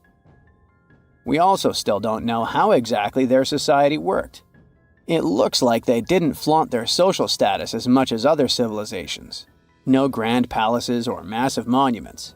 Instead, their largest buildings might have been granaries. They sure were practical. Unfortunately, all good things must come to an end. Around 1800 BCE, this bustling civilization started to decline, possibly due to shifts in river patterns. As the environment changed, the Harappans packed up, moving towards more hospitable lands. Ever heard of the Minotaur? The beast with a bull's head and a man's body, hunting the bravest travelers in a massive maze. Well, this wasn't just any old tale. It was one of the most popular dramas of the ancient world. And it was inspired by this place, the island of Crete. The Minoans lived here during the Bronze Age. They had stunning palaces, amazing frescoes, and a culture so rich it still fascinates historians to this day. They built places like Knossos, which was so complex with its multi-story buildings and elaborate hallways that it might have inspired the whole labyrinth myth. Their engineering was so ahead of its time that even their drainage systems were more advanced than what many of us have today. Let me know in the comments which of these stories you find the most fascinating, and thanks for watching. This just in, the world's oldest pyramid was built during the last ice age. And I'm not even talking about Egypt. I'm saying our ancestors might have spewed a 27,000-year-old pyramid in West Java. Gunung Padang is not exactly shouting pyramid. It's more of a mound with huge scattered stones tossed all over it. But local people seem to revere it, and they have for centuries. It wasn't until recently that the Indonesian authorities decided to excavate a bit deeper to see what all the fuss was about. They ended up finding the remains of a human settlement. It was rather unexpected, since the mound is pretty high up. This excavation could only prove there were humans in the area as far back as 45 BCE, which sounds reasonable. It was up to an Indonesian geologist named Donny Hillman to prove that Gunung Padang is the world's first pyramid. He used all sorts of new technology to support his claim. Our guy used carbon dating, which digs deep into the earth and takes whole chunks of soil. He found layers and layers of constructions, like he was digging up Rome and finding ancient buildings buried in the ground. His research proved that there had been caverns and even rooms down there, which could only mean one thing: humans. As for the rocks located up in the mound, they were most likely strategically placed by the people who lived there back in the day. They needed a place to meditate, so they arranged things in a harmonious way.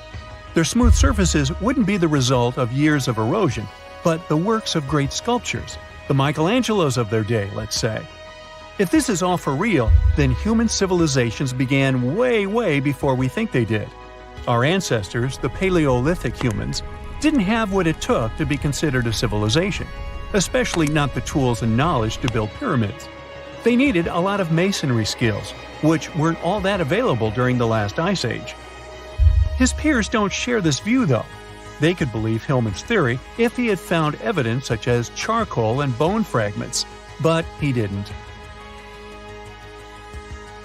Flint Dibble, another archaeologist, says that without concrete evidence of human activity, there's no proof of an actual pyramid.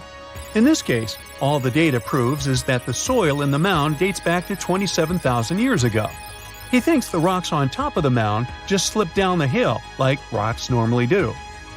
Only a complex society would have managed to build a stepped pyramid like they claim it was. But according to Bill Farley, an American archaeologist, there's just no reason to believe there were any settlements in Indonesia during the last ice age. Now, just so you know, the oldest known ancient society with this kind of knowledge is probably 11,000 years old and used to occupy the region of modern-day Turkey. Take a look, Turkey's Göbekli Tepe. It's also not a pyramid, but it's the oldest monolithic construction made by humans. Back in the Neolithic period, a lot of people settled there, and there are proofs for it. For example, the walls there are covered in ancient drawings of clothing and wild animals.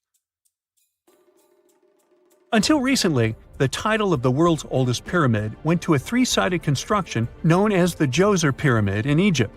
Djoser is located just a few miles south of the Giza complex in a town called Saqqara.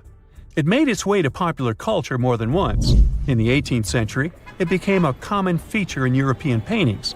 Young men from the cultural elite did a grand tour around the world, and Saqqara was at the top of their list.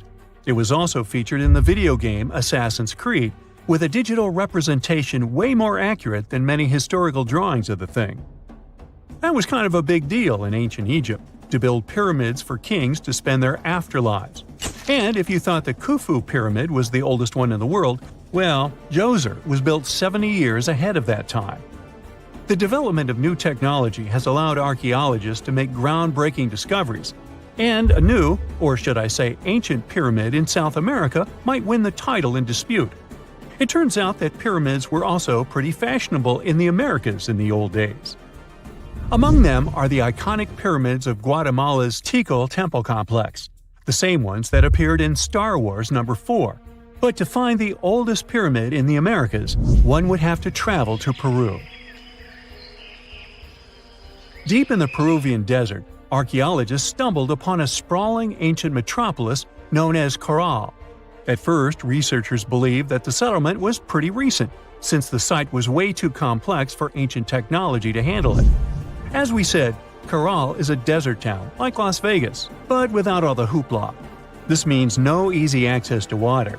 And for cities like these to thrive, they need a considerable irrigation system, which leads us back to complex technologies. The Peruvians surprised us all with this new discovery. This site was huge, filled with an amphitheater, houses, and religious buildings. The whole thing probably sprawled through 370 acres. And when scientists went to test their initial hypothesis using radiocarbon dating, they found that the city probably sprung around 2027 BCE. On the site, archaeologists found 6 pyramids that could possibly predate the one in Saqqara. As far as they know, both civilizations coexisted in the same time period, in opposite parts of the world. But since researchers can't pinpoint the exact age of Corral's pyramids, it's pretty hard to guess which civilization completed their pyramid first. If only we had a crystal ball. Now, it just so happens that the shape of a pyramid is something that nature is able to produce all on its own, leaving us modern-day humans a bit confused. A classic example is the Japanese side of Yaonagani, which also goes by the name of Japan's Atlantis. The entire monument is about the size of 5 football fields and the height of a 5-story building. Explorers and scientists believe that Yaonagani dates back to 10,000 years ago. For Japan's top marine geologist, Professor Masaki Kimura, Yaonagani is the heritage of a lost civilization. Kimura has dived into exploring the ruins over 100 times over the past 10 years. To him, there are clear signs of human activity down there. Check out this triangular-shaped pool on the monument's surface. Kimura thinks it's actual proof of humans, because this triangle-shaped concave is a historical symbol of water fountains in the region. As it happens with a lot of these cases, not all scientists are convinced the same. For many, Yaonagani is probably the result of thousands of years of erosion, and the fact that the monument is composed of one massive rock leads them to believe it is not really human-made. Sure, these huge basalt columns may look like the ruins of a palace, but they're most likely the result of the intense volcanic activity in the region. And speaking of natural formations that really look like a human made it, a pyramid on Mars has been a hot topic lately. Humans have been keenly trying to prove that there is life on Mars for quite some time. But some are stretching it really far, saying that little green or gray people built a pyramid on the planet to try and build their own civilization. This picture was taken over a decade ago by the Mars Reconnaissance Orbiter, the MRO, but it started to resurface recently. It shows what looks like a 3-sided pyramid. Some people claim that the smooth side of the pyramid could only be the effect of otherworldly work. Then science comes along and explains that Mars is home to one of the deepest canyon systems in the whole solar system. The so-called pyramid is located in what is known as the Kandor-Chasma region. This Martian region has a bunch of similar formations that are nothing more than the result of erosion. Nothing supernatural going on there, apparently. You type Tonga cliff mystery into Google and this pops up. A rock. Yep, just a rock. At least at first glance. But it gets weird once you realize this is actually a 2-story tall boulder perched on top of a 120-foot high cliff in Tonga. And it's chilling there, at a whopping 128 feet above sea level. So, how the heck did this rock get there?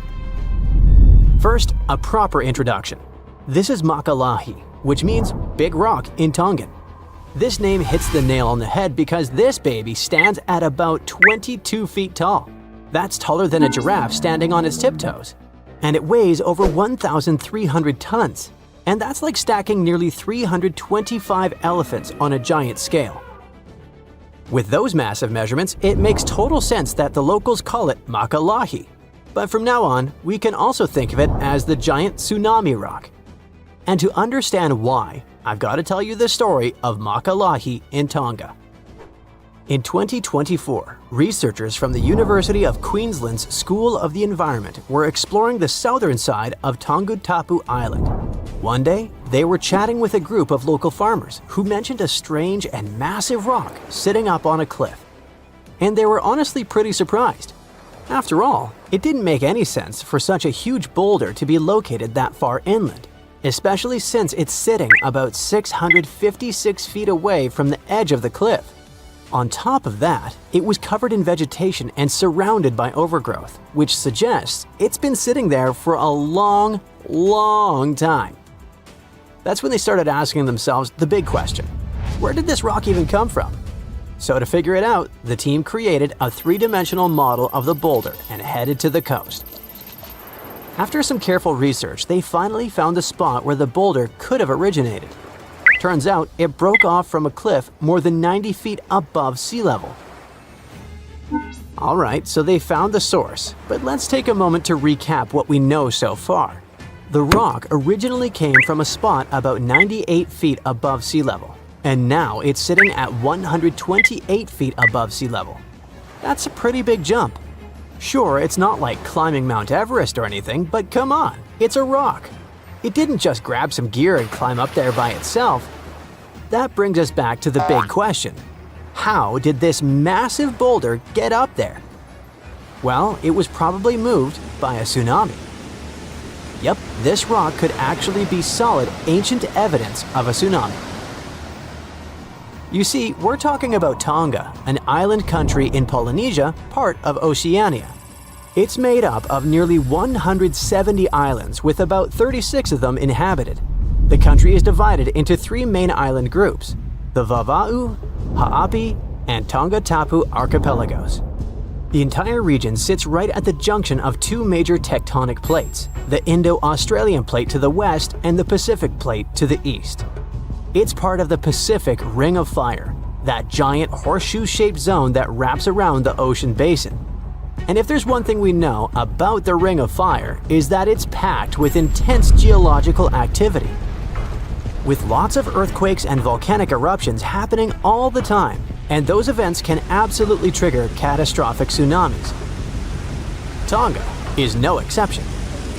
According to Dr. Annie Lau, a coastal geomorphologist who took part in the study, Tonga has a long history of tsunamis for exactly that reason. Take the tsunami that hit the country at the beginning of 2022, for example. That catastrophic event produced waves as high as 66 feet, with water pushing nearly 0.62 miles inland. It was so powerful that, tragically, it claimed the lives of at least 6 people, and it was actually triggered by a volcanic eruption. So yeah, tsunamis are pretty common in Tonga, thanks to all that magma and tectonic activity constantly happening beneath the surface. And a massive, powerful wave is likely what carried Makalahi up onto the cliff. According to the study, this event may have happened around 7,000 years ago. That's even older than the first human settlement in Tonga, which is believed to have occurred roughly 3,000 years ago.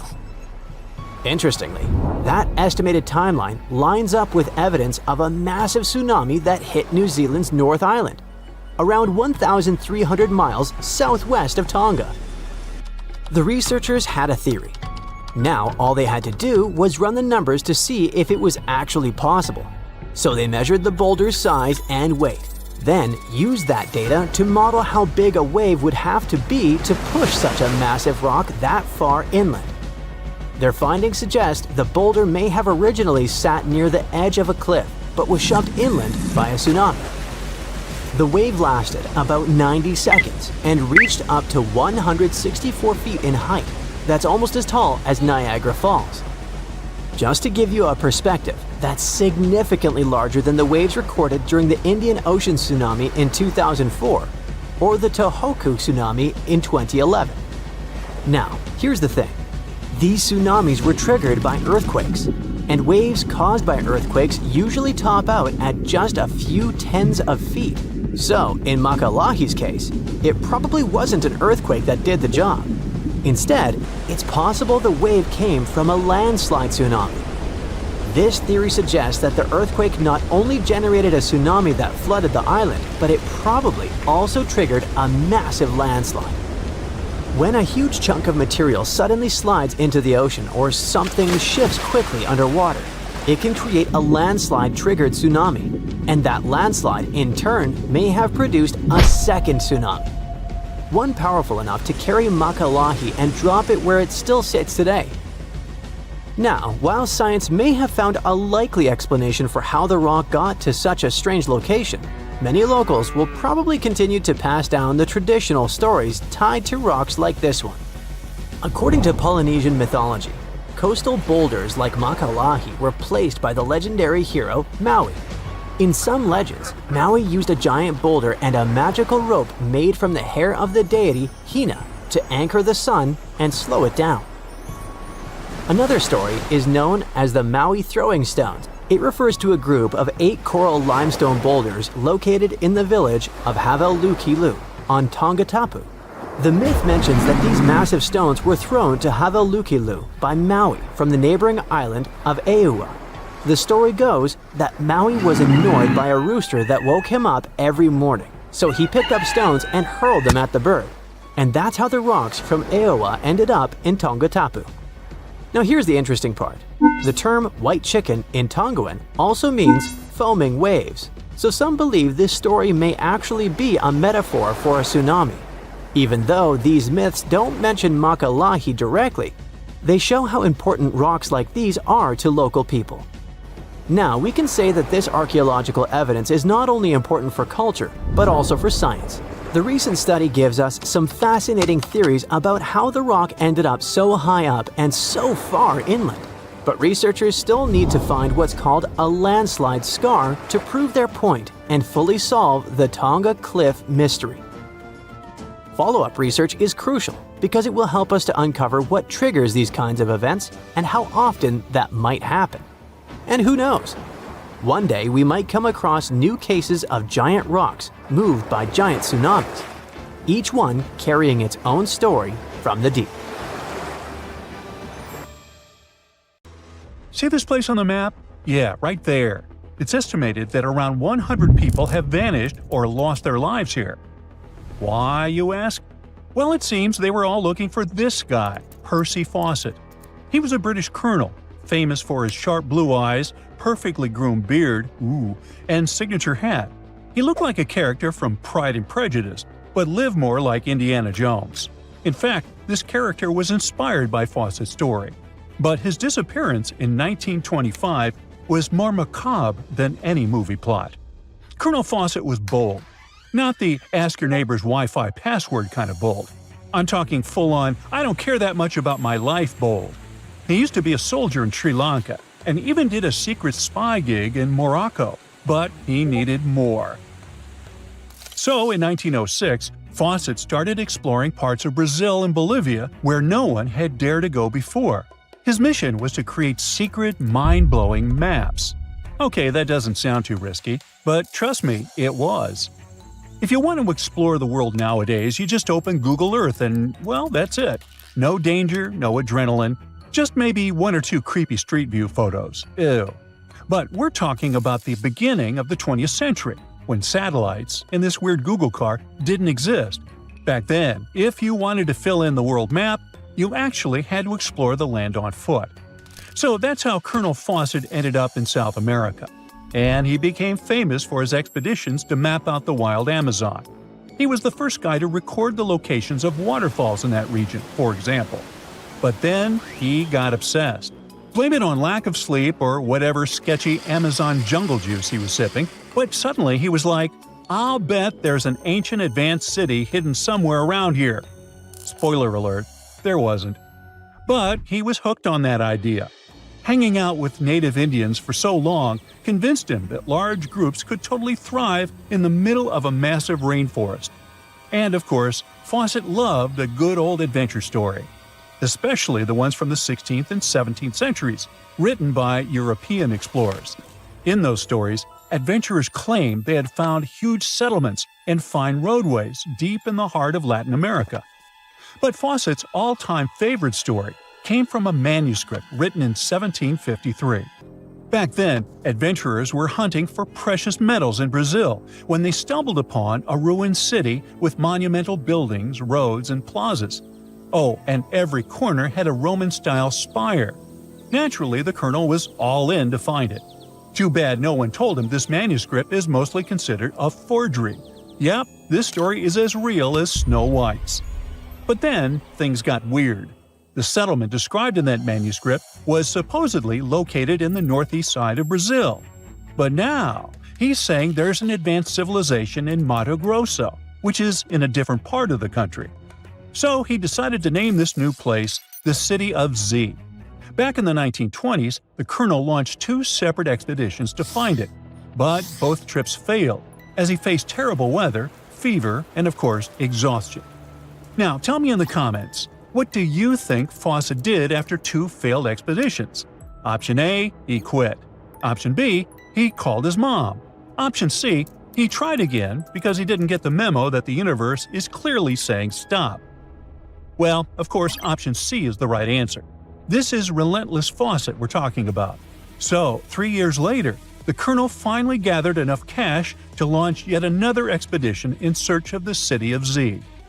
All he needed was a crew of people crazy enough to join him. Famous and experienced explorers were begging to come along. But nope, Fawcett decided to take his son and his best buddy instead. In January 1925, this brave trio set off on their journey. They packed mosquito nets, canned food, and made a promise, "We shall return." Another spoiler alert, they didn't. Uh-oh. The journey kicked off in New Jersey, and then they sailed all the way to Rio de Janeiro, Brazil. There, they stopped to grab some pack animals, like horses, and hired a couple of local guides. Now they were ready to head to the city of Cuiabá. Now keep in mind the distances in Brazil are crazy huge. So this little journey was like traveling from Miami to Chicago on foot. 3 months later, they finally ventured into the jungle for the first time. And that's when the fun really began.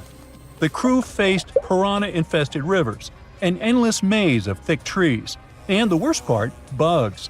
The constant annoying zzz of a gazillion mosquitoes wouldn't let them sleep, and Fawcett's best friend's foot got huge from tick bites.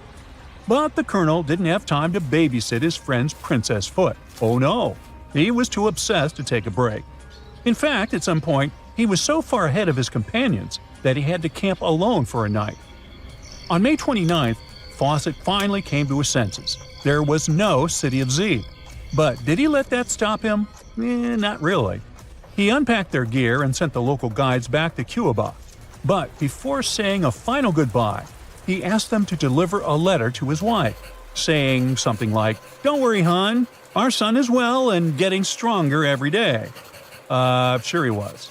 Anyway, after this dramatic farewell, the trio set off into the bush alone.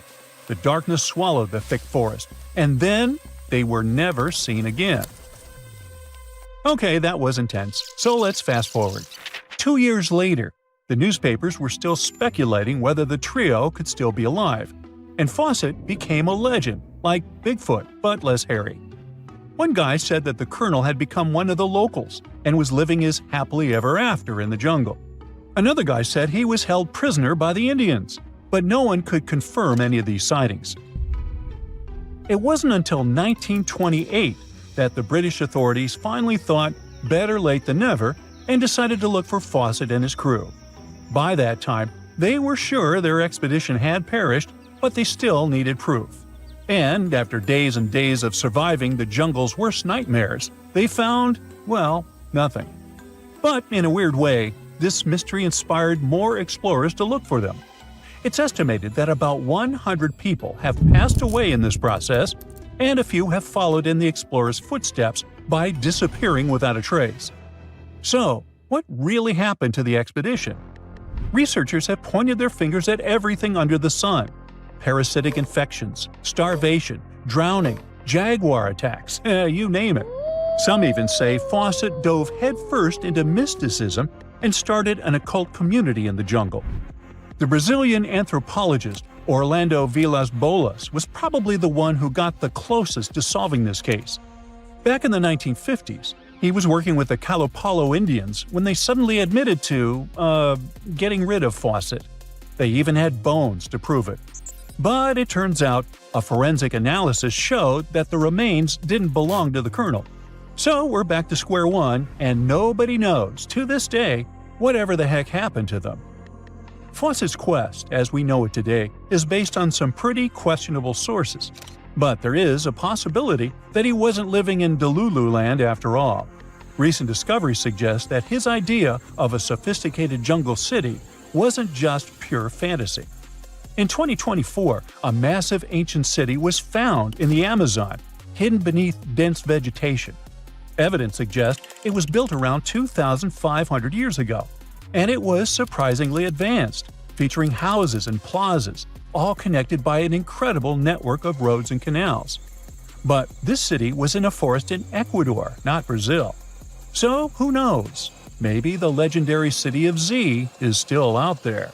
Ooh. Whoa! It's a huge flying island right above your head. In the era of AI, you may think it's nothing but a neural network video, but let me tell you that first, it's very much real.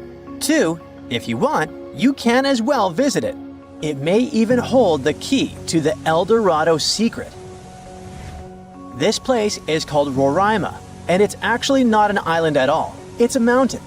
Due to a number of factors, we get this vision of an island floating somewhere above us. But it's all about the flat top this mountain has. There's no standard peak, so it looks flat and the thick clouds get blended into the skies, thus creating this optical illusion. Despite the advancements in satellite technology and affordable air travel, there are still few places on Earth that feel truly uncharted. Like Mount Roraima is one of them. It's been around for almost 2 billion years, and it's one of the oldest formations on our planet. For comparison, dinosaurs appeared somewhere around 240 million years ago. Some scientists believe that this area used to be a part of the supercontinent called Gondwanaland. And back then, it wasn't yet a mountain. When the supercontinent split apart, the erosion created this magnificent tabletop mountain. But what's interesting about this place is not the age, but the fact that it still looks prehistoric. It's almost untouched. The reason for that is late exploration of this part of South America. By the way, we still discover new flora and fauna species living there every year. For a mountain, it's relatively short, only 9,220 feet. There are cities located at a higher pitch above sea level, say La Paz in Bolivia, whose elevation is 11,940 feet. So people could be living in the area of Mount Roraima too, despite its hard-to-get location. But there's a twist to it.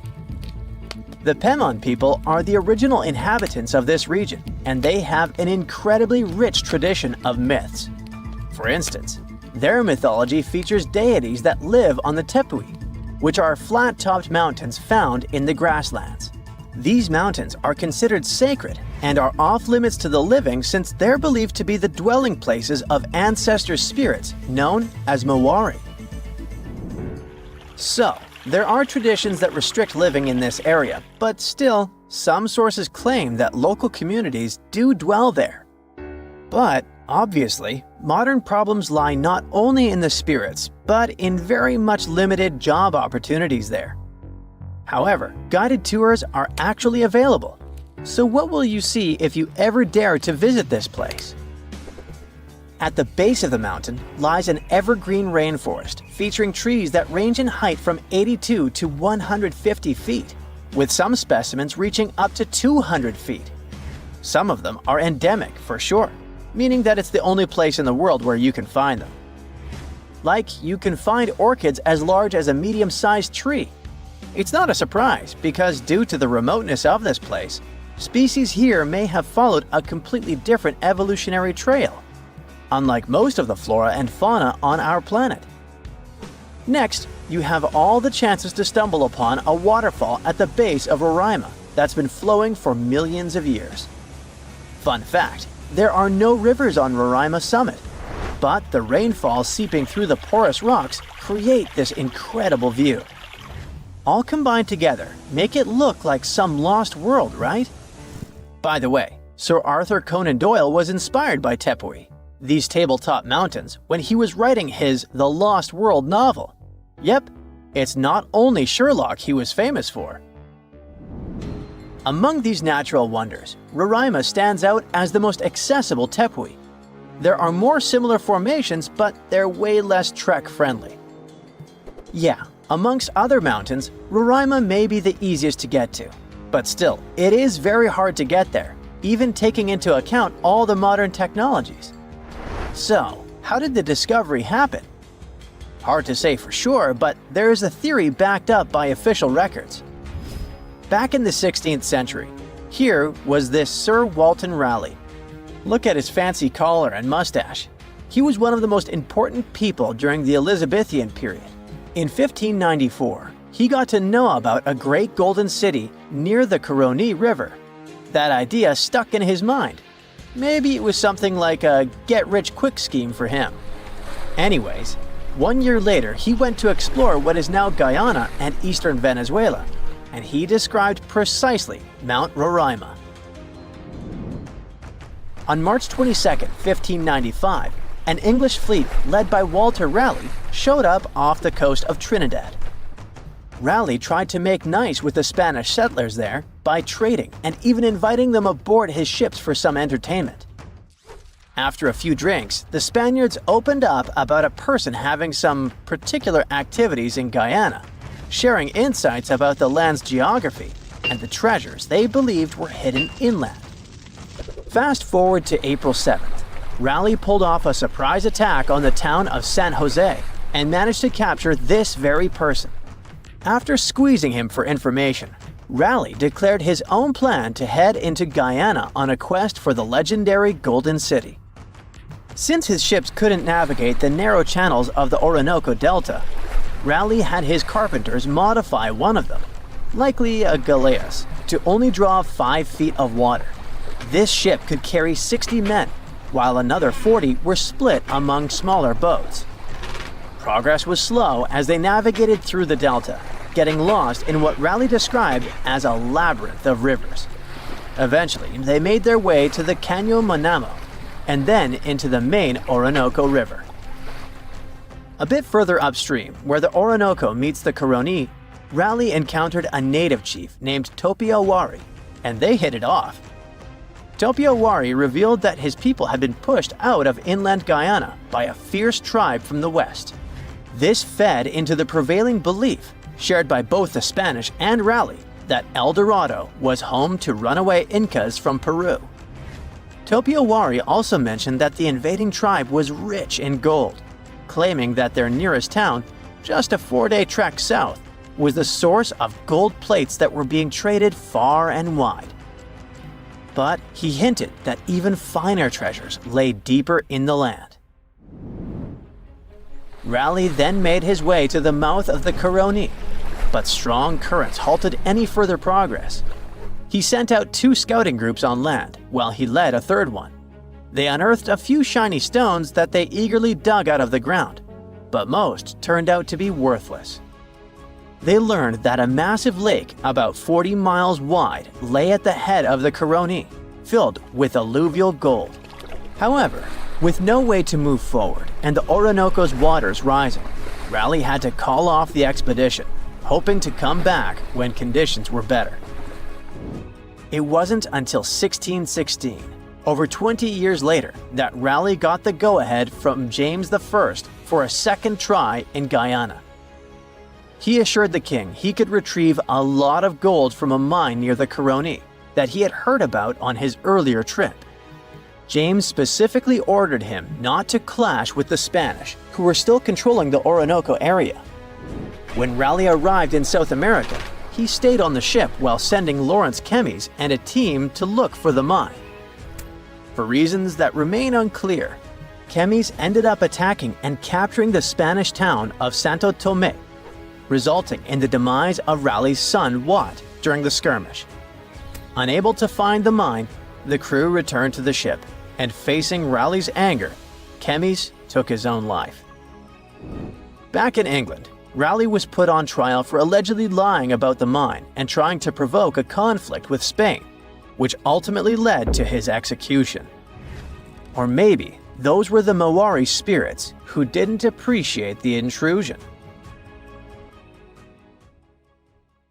1,000 years ago, near modern-day St. Louis, Missouri, there was a vibrant, bustling city called Cahokia. It was a Native American city, the largest and most influential one in Mississippian culture. At its peak, around 1050 BCE, Cahokia was home to as many as 30,000 people, making it larger than Paris at the time. But what's interesting is that Cahokia didn't have any big marketplace. Usually trade was the backbone of any big city, yet this one stood out for archaeologists. That's because Cahokia wasn't about commerce. It was about culture, community, and parties. The people who lived there threw massive parties that would last for days.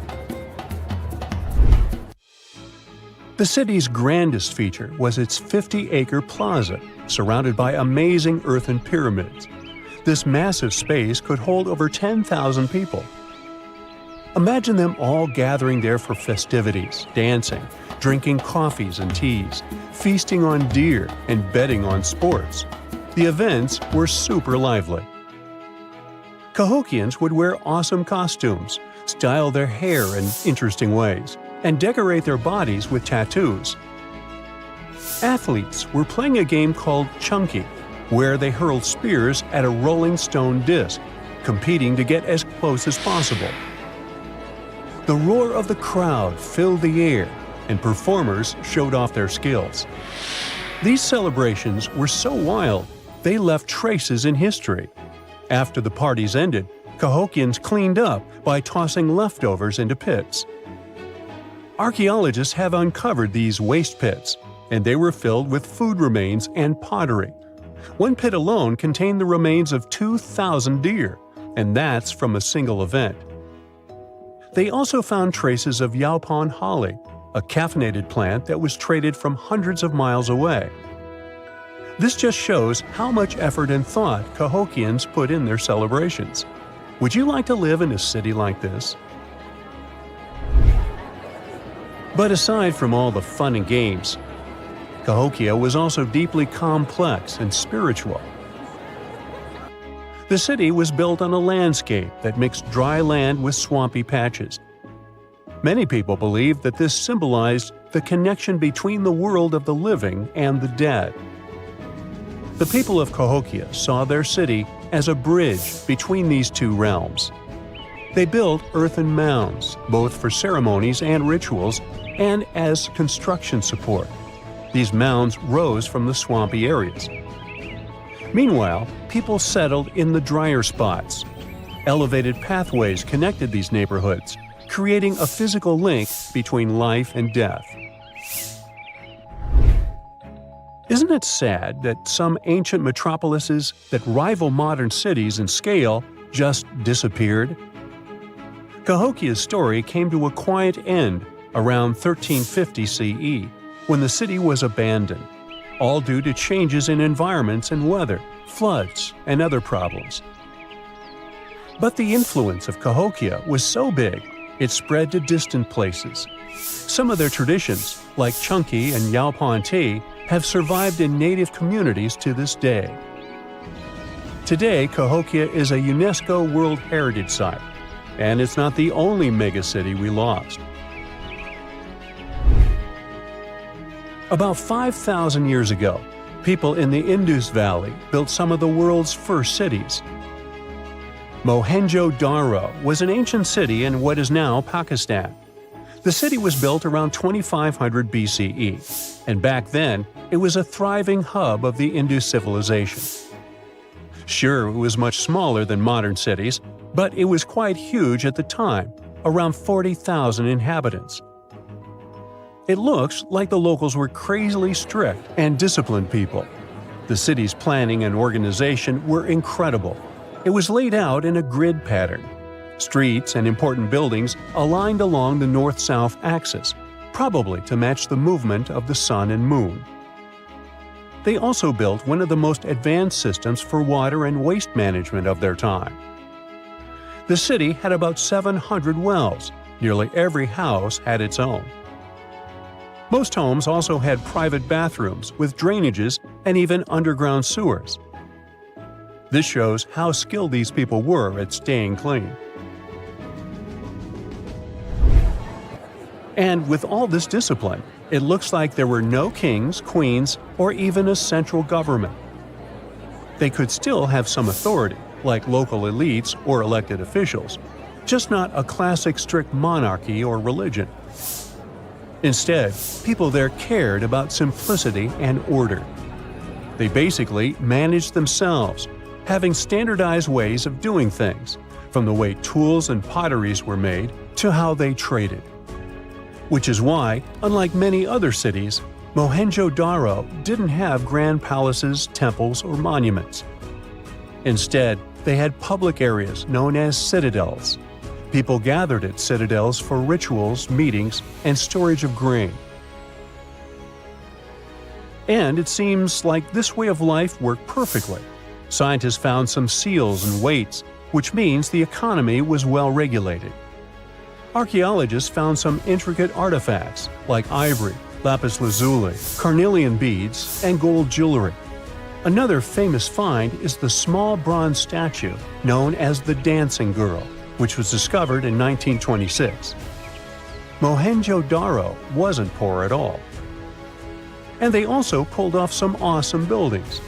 Staying clean was clearly way more important to them than displays of wealth or power.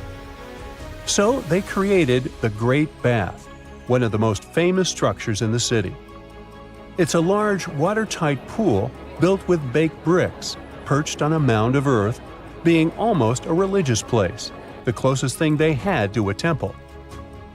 Meanwhile, the city itself was built on a series of mounds. They grew taller over the centuries as people added new houses and structures. Why did the city fail? No one really knows. There's something mysterious about the sculptures archaeologists found. Many of them seemed intentionally broken. This means the city's later inhabitants, maybe invaders or something, destroyed them for some reason. Some scientists think that the Indus River may have shifted course, disrupting agriculture and trade. But there's no evidence of a flood or any big event like this. It just seems like, over time, the entire Indus civilization just gradually faded away. By 1900 BCE, the culture had shifted and didn't leave much behind. Let me tell you now about the ancient city of Kos, which is located where the modern town of Kos now stands in Greece. Imagine arriving by sea, and the first thing that hits you is the sheer grandeur of its agora, this massive public square built with stones in different colors, laid out on terraces that rise above you. It was one of the biggest in the ancient world, and it made a great impression on anyone approaching the city. This place has a rich history, dating back to around 2300 to 2200 BCE. A long time ago, local folk gathered up from different parts of the island to form a new city in the northeast. People have lived there since the Bronze Age, and over time, it became a super important center of culture and trade. And no wonder, since it's right near a natural harbor. The harbor was sheltered by two breakwaters, and people built some of the most important religious sites there, including the sanctuaries of Aphrodite and Hercules. Kos wasn't just beautiful, though. It had some brilliant design. The whole city was laid out in a neat grid, with streets crossing each other at perfect right angles, literally looking almost like a modern city. Thanks to this, moving around was super easy, and the blocks, or insulae, were big enough to fit several large houses. Kos remained largely unchanged until the 6th century CE. Over time, it started gradually shrinking in size, confined within the walls of what is now the Chora neighborhood. Meanwhile, Palmyra was an ancient city built around a beautiful oasis sometime around the 3rd millennium BCE.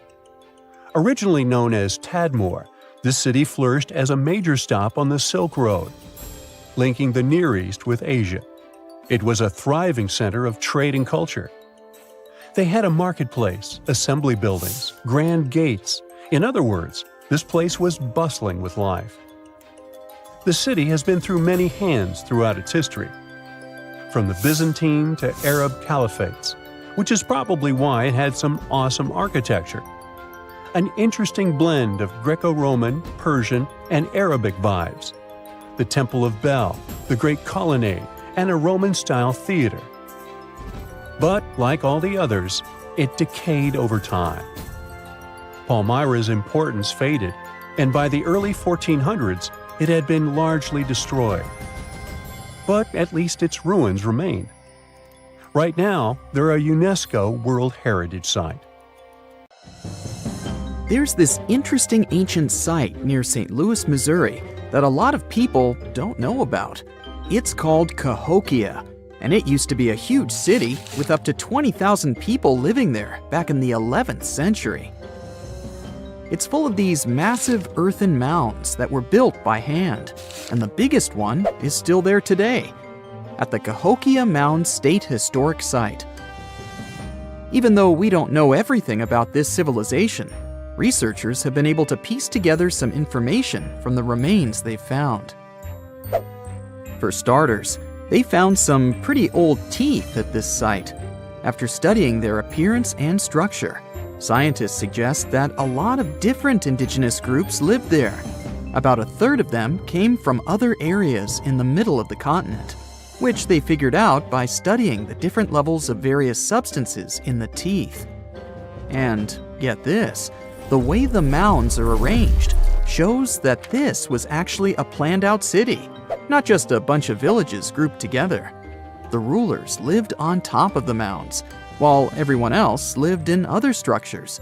It's amazing to think that they were doing things like farming, hunting, logging, pottery, and weaving, all within this one giant city.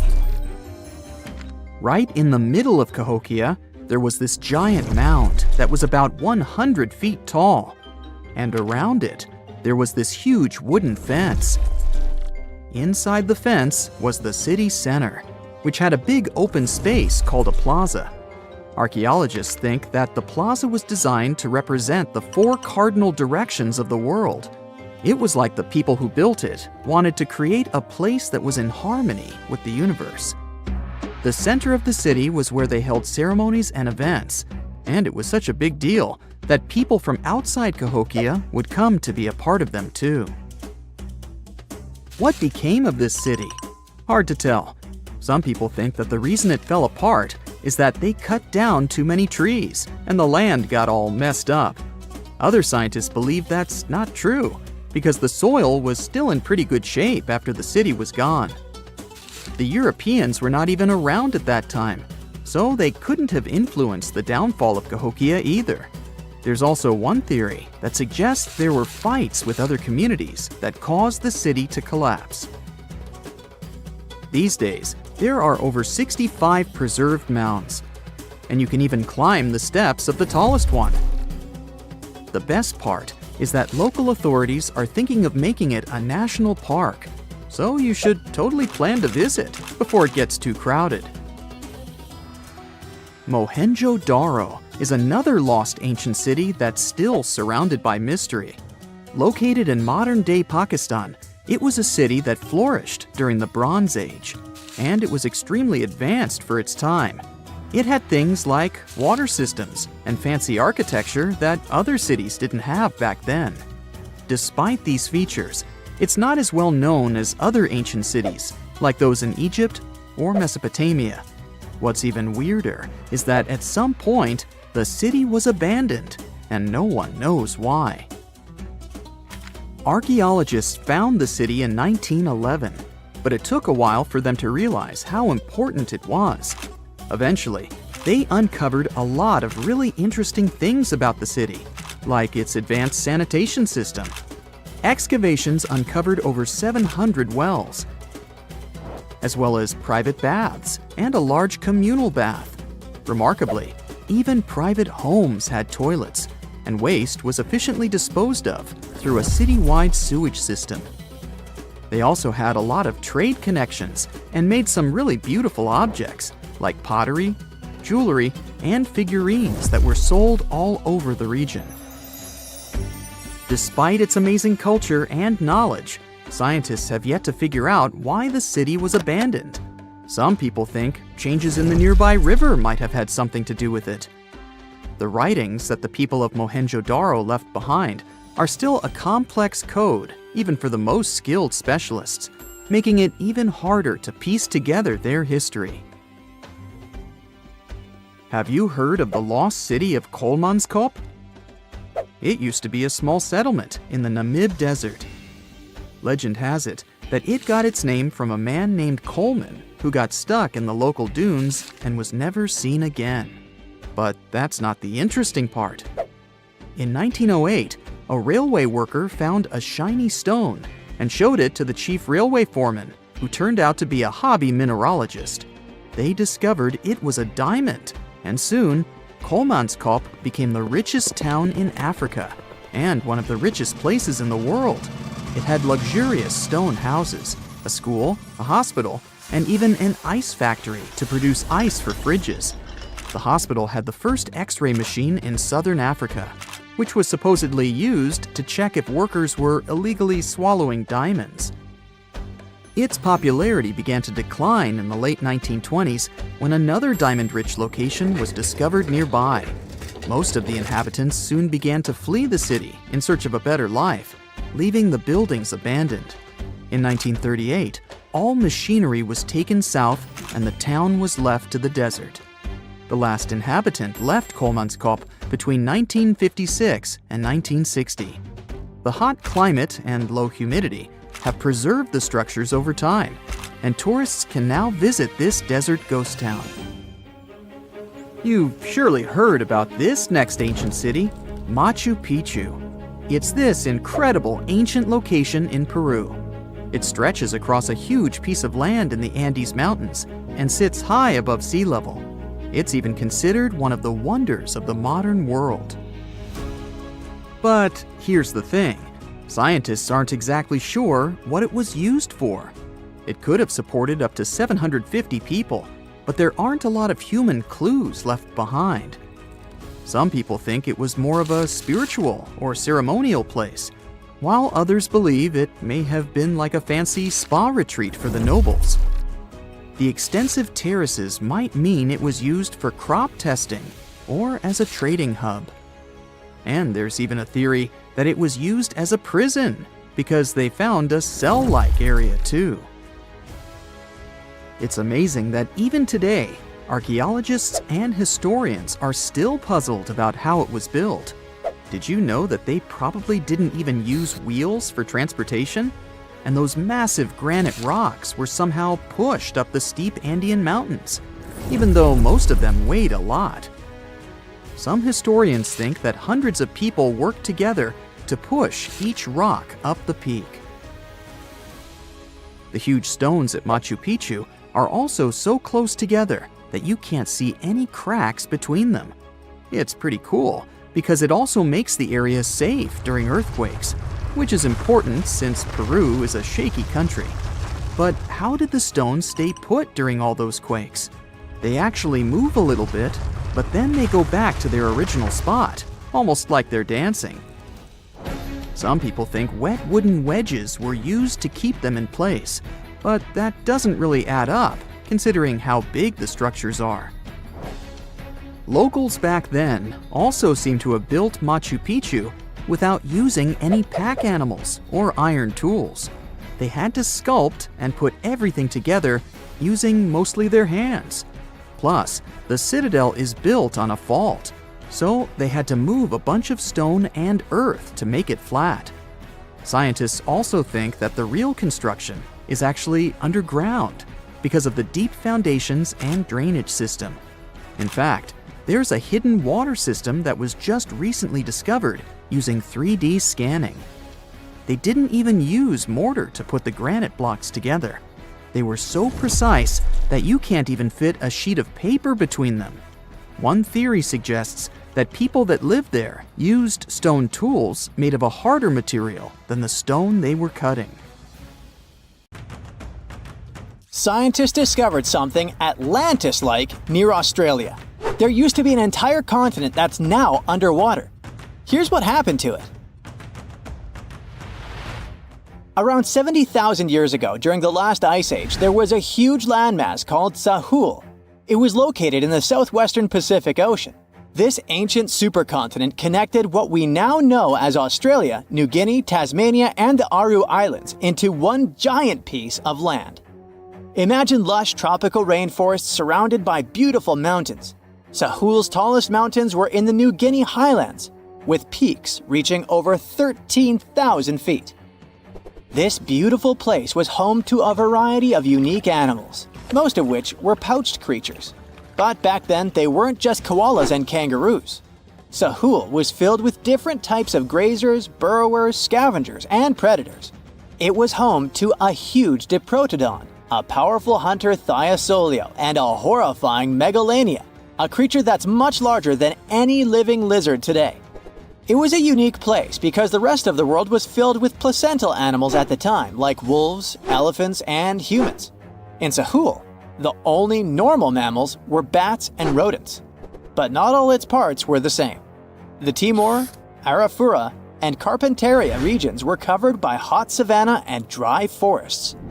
It looked kinda like modern Australia, hot air deserts with scrubland, steppe, and temperate forests along the eastern coast. Back then, people were migrating all across the world. They made an incredible journey from Southeast Asia to Sahul and first arrived here from 60 to 45,000 years ago. They mostly traveled by foot and crossed the sea using bamboo rafts and simple boats.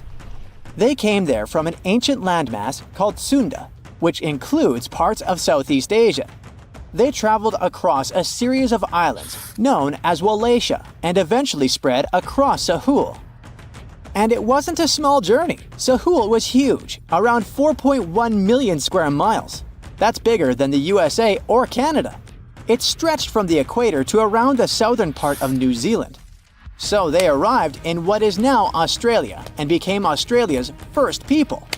Scientists think that Sahul had a population of 500,000. We've discovered cave paintings that date back around 40,000 years. It's a hunting scene depicting an anoa, or miniature buffalo, facing figures of humans and animals. Researchers are trying to figure out how these early settlers moved across Sahul and where we might find archaeological evidence of their journey. To do this, they created a landscape evolution model. The simulation showed how Sahul changed between 75,000 and 35,000 years ago. It showed potential migration routes and archaeological sites. Humans likely traveled along coastlines and rivers. But how did Sahul get submerged off the coast of Australia, similar to the mythical Atlantis? During the last ice age, much of the Earth's water was locked up in large ice sheets and glaciers. The sea levels were much lower than they are today. After that, the global temperatures increased. The ice sheets melted and the sea levels rose, flooding the land bridges that once connected different parts of Sahul together. About 8,000 years ago, New Guinea separated from mainland Australia, and then, about 6,000 years ago, Tasmania did the same. We still can explore the underwater parts of Sahul thanks to new technology. Divers explore and collect samples directly from the ocean floor. Underwater drones can go to places that are too deep or dangerous for humans to explore. And with sonar mapping, scientists use sound waves to create maps of the ocean floor. It's like using an echo to see what's underwater. The sound waves bounce off the seabed and come back, helping us create a picture of what it looks like. Deep underwater, archaeologists have found stone tools and other artifacts. They also discovered fossils of animals like Diprotodon and Thylasolio. By studying the underwater terrain of Sahul, they learned about the ancient rivers, lakes, and coastlines that existed during the Ice Age. But Sahul isn't the only underwater continent. Sahul isn't the only hidden gem of Southeast Asia. Take Sundaland, a place made up of Sumatra, Java, Borneo, and some other islands. This place was crazy huge during the Ice Age, but now almost fully underwater. Almost, but not entirely. The parts above the ocean are teeming with life. If you like birds, check this place out. It has almost a fifth of the world's bird species. You can spot colorful birds like the Java hawk eagle and the Bali starling among the lush forests. It's also a home to a fourth of Earth's fish species. Sundaland's waters are a haven for marine life, even the most exotic animals like the Asian arowanas. It's also a treasure trove of flowers. That's where you can find Rafflesia and Titan arum, the world's largest flowers. This makes it very similar to Zealandia. Zealandia is a long, narrow piece of land about half the size of Australia. It broke from Antarctica about 100 million years ago. Just like Sundaland, it isn't fully underwater. 7% of it stayed above sea level. This sticking out little piece is what we now call New Zealand, along with Stewart Island and some smaller islands. These pieces of Zealandia are lush and warm. They're packed with volcanoes, mountain ranges, beautiful natural geysers, and hot springs. Local people, Maori, use these hot springs for cooking. People place corn, eggs, and vegetables in baskets and lower them directly in the hot springs. Sometimes they cook food in a pit oven using heated rocks. Another hidden world is known as Argoland. This mysterious landmass was once part of Australia, back when dinosaurs chilled around. It drove scientists crazy for decades. They knew it existed because it left a huge stretch on the ancient seafloor, the Argo Abyssal Plain.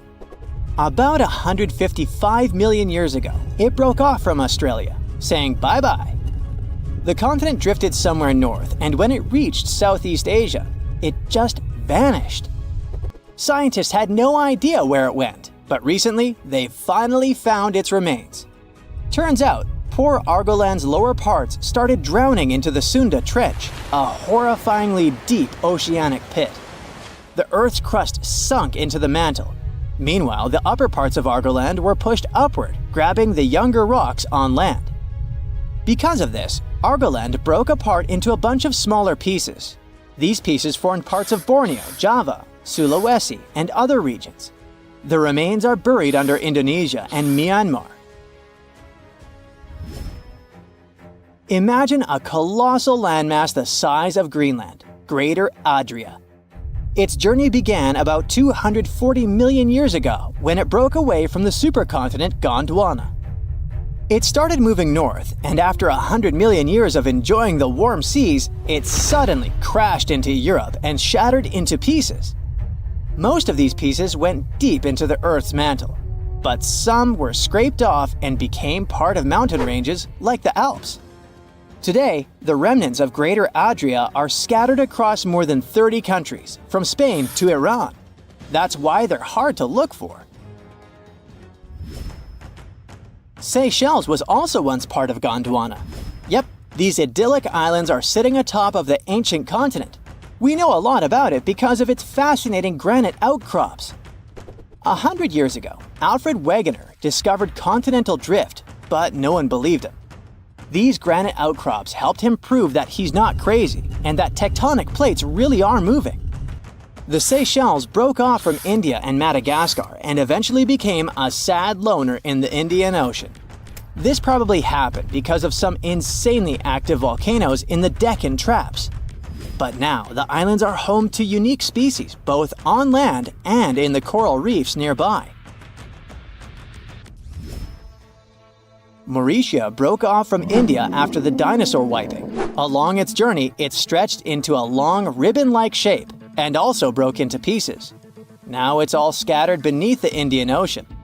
Scientists stumbled upon this lost land by studying tiny ancient crystals called zircons. These zircons are like time capsules. They date back an astonishing 660 million to 2 billion years. That's even older than Mauritius itself. These ancient crystals hinted that there's another Atlantis somewhere nearby.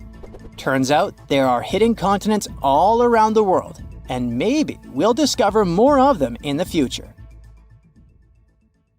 Tunnels, metro, underground systems, and even secret passageways to the houses of the rich and famous. Why else do we need tunnels, you may wonder? To hide. Many cities have underground tunnels and even underground doppelgangers. Now let's make it clear. Those passages are normally not connected, contrary to the popular rumor claiming that it was possible to get from Scotland to Turkey using underground passageways built around 5,000 years ago. I mean, it sounds insane even today. Imagine building it back in the day. These tunnels have an official name, the Erdstall Tunnels, and they were most likely built in the Middle Ages. However, we still don't have the exact information about the date. The highest concentration of those tunnels are in Bavaria, Germany, but there are many of them in Great Britain and France too. Erdstall tunnels, a unique type of earthen passage found globally, are characterized by their narrow, oval-shaped corridors and tight choke points, known as schlups, or slip-outs. Despite speculation, their purpose remains a mystery. However, some of those tunnels have fireplaces and even vents, which might mean those were used primarily for shelter.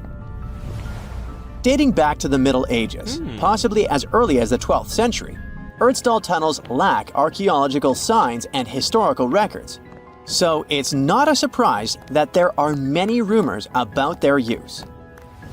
Some scientists are sure those were storage spaces, though their narrowness makes this impractical. Another idea is that they provided hiding spots for farmers during tribal raids. However, their single entry point raises doubts about their effectiveness in evading threats. Now, if you're feeling like Indiana Jones and want to venture into those tunnels, you're in luck. A few structures, like the Erdstall Radkoblücken in Austria, welcome visitors to explore these enigmatic structures. Most of them are closed to the public eye, though. The origins of Erdstall tunnels remain largely unknown, just like their real functions. And if you think, hey, it's the 21st century here, we can study pretty much everything, well, you're wrong. What makes these tunnels hard to study are the tight confines. Traditional surveying methods often prove inadequate in such spaces. To solve this problem, scientists use a handheld device that integrates an RGB camera, a gyroscope, and high-resolution depth sensors, allowing them to capture intricate details of the tunnels. They also use modern techniques like 3D surveying in hopes of uncovering the true origins and purposes of those tunnels. One hypothesis even suggests they may have been poorly conceived dwellings, abandoned when their inadequacies became apparent. Still, not everyone quite agrees with this idea. Other theories suggest they served spiritual purposes, while the most intriguing idea speculates that those tunnels may be remnants of extraterrestrial civilizations. Experts believe they may have been used for practical matters, such as granaries or hiding spots from looters. As we don't have exact info on who built it and when, it may be pretty much anyone, even a sloth. Nope, I'm not a lunatic. Sloths can build giant tunnels. Check this out. In 2009, a farmer in southern Brazil was driving his tractor through a cornfield when it suddenly sank into the ground. He quickly discovered he had broken through the top of an underground tunnel. When researchers came to investigate, they found a tunnel around 6.5 feet high and the same 6.5 feet wide, extending about 50 feet long, right beneath the farmer's house. When they looked closer, they instantly saw deep claw marks on the walls. That was the proof the tunnel wasn't human-made. So that thing the farmer uncovered was a megafauna paleoburrow, a prehistoric tunnel dug by ancient creatures like giant ground sloths or giant armadillos from over 10,000 years ago.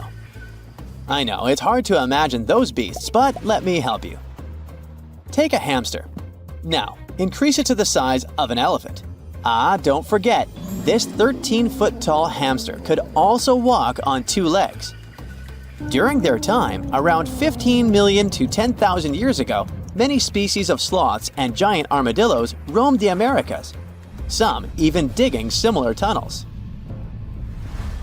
Today, many of these tunnels are filled with sediment, though some remain clear, similar to the one the farmer discovered.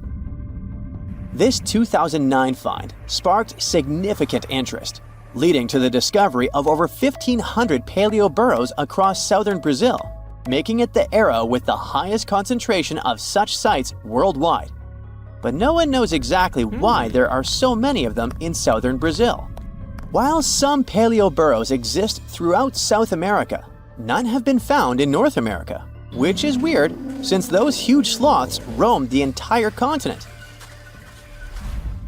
The exact purpose of these large tunnels remains a mystery, but scientists believe they may have served as nursing spaces, temperature regulation, or hibernation areas. Tunnels likely developed over centuries as successive generations of sloths and armadillos expanded them. Now, let's take a look at fugus. No, not the Japanese fatal delicacy, and no, not a town in New Guinea. To see them, we gotta travel to the UK.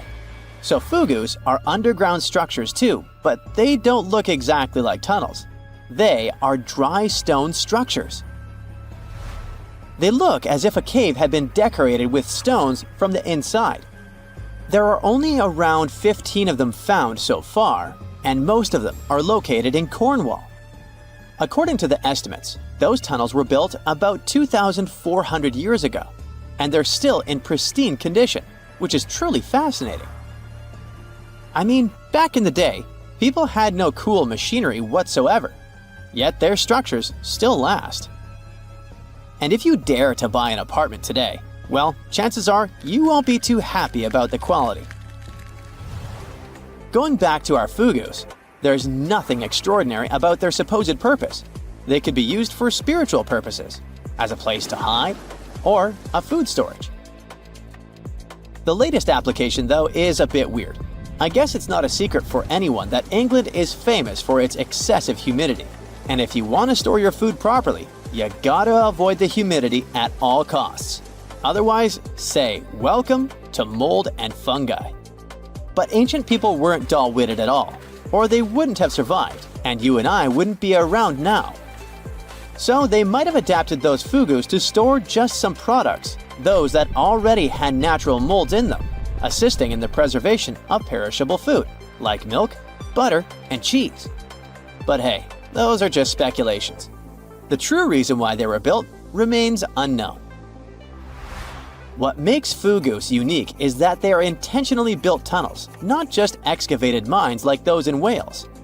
They were crafted by digging deep trenches, lining them with stone slabs, covering them with capstones, and then filling over them, all of which took significant time and effort. Still, no matter how hard those were to construct, cities around the globe are often built over intricate tunnel systems, each unique to its location. For instance, Paris is famous for its extensive underground quarries, which were abandoned years ago, but still pose a risk of collapse in certain areas above. London boasts one of the largest tunnel networks in the world, including many that were specifically created for military purposes. In New York City, there are rumors of secret tunnels, while Los Angeles has old tunnels from the Prohibition era used for speakeasies. Many other cities also have their share of enigmatic tunnels, and surprisingly, Florida is no exception. It happened in the year 2011 in Ybor City. Near a former post office, flooding uncovered something weird, a section of an unknown structure. Back then, people didn't pay much attention to that, so it took another 7 years to discover something truly fascinating. This historic neighborhood was founded in the 1880s, but it remained unknown until 2018 that it also has a hidden tunnel network. We only learned of it because of renovation work. The exact purpose, of course, is unknown, but most scientists are pretty sure that they serve to connect to early gaming spots and the port of Tampa. Figuring out how extensive the tunnel network is tricky. In 2018, a historic home in Seminole Heights revealed locked doors leading to tunnels from the 1920s. One local even said he traveled through a tunnel for 20 minutes. Rumors suggest some tunnels connect to the Hillsborough River and Ybor City. Research is ongoing, but no new info has emerged yet. Scientists found an entire city of Gallangola that was hidden beneath the dense jungles of Mexico for 600 years. It covers 360 hectares, had over 1,000 buildings, 2.5 miles of defensive walls, a network of internal roads, and a well-planned urban layout with temples and ball courts, and separate neighborhoods for the elites and commoners. For centuries, people believed there was just an abandoned fortress there, based on stories passed on from generation to generation. Until recently, there was no way to see how truly huge it was without spending years on the ground. But thanks to the new technology, a remote sensing tool called LiDAR, they got a 3D model of the area in just 2 hours from a plane. Gayongola was built between the years 1350 and 1521. It was a crucially important place for the Zapotec people, a group that had lived in the area since around 700 BCE. In Gayongola, families lived together in homes with big patios in the middle, surrounded by rooms. When families got bigger, they built more rooms and made their homes larger. The study found that both the leaders and regular people worked together to make the city better. Because Gayongola was surrounded by mountains, they used this land wisely and built their houses in a way that fit the slopes and let rainwater flow naturally. This helped keep their homes safe and strong. They were built so well that many of these buildings are still standing, even after hundreds of years. There are 2 pyramids in the center of the city. They may have been used as temples where the priests celebrated rites and ceremonies to their deities. The priests brought offerings to the altars, and the people assembled at the 2 squares that are now sunken. Then, there is also a palace with 64 rooms, some of them with circular columns on several sloped terraces. There are patios with many stairways all connected to each other. The sensing tool also found a round-shaped lookout point on a natural rock, where the Zapotec people could see their foes approaching from a distance. Researchers also noticed 2 circular structures that could have been used to watch the stars and measure time. They also found some tombs, so there was most definitely a city cemetery. By the end of the 1400s, the Zapotec people controlled a large territory on the Pacific coast and had successfully defended their land from the Aztecs, who were trying to take over more territory. They did the almost impossible and survived a 7-month-long siege at Gayongola. When they won this conflict and kept control of the southern part of Mesoamerica, the Zapotecs didn't need to live in Gayongola anymore. Staying in the mountains had its pros, but they needed fresh water and good farmland to grow food. The small city of Tehuantepec, just 12 miles away, had these conditions, so they moved there just before the Spanish arrived in 1521. Over time, Zapotec traditions started to fade, but their culture didn't disappear completely, and more than 300,000 Zapotec people still live in Oaxaca State in Mexico. They speak their own languages and keep their traditions alive.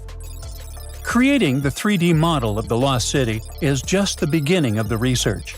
Archaeologists hope that future studies of Gayongola will help us learn more about how the Zapotecs were organized, how they ruled their cities, and how they interacted with the Spanish when they arrived.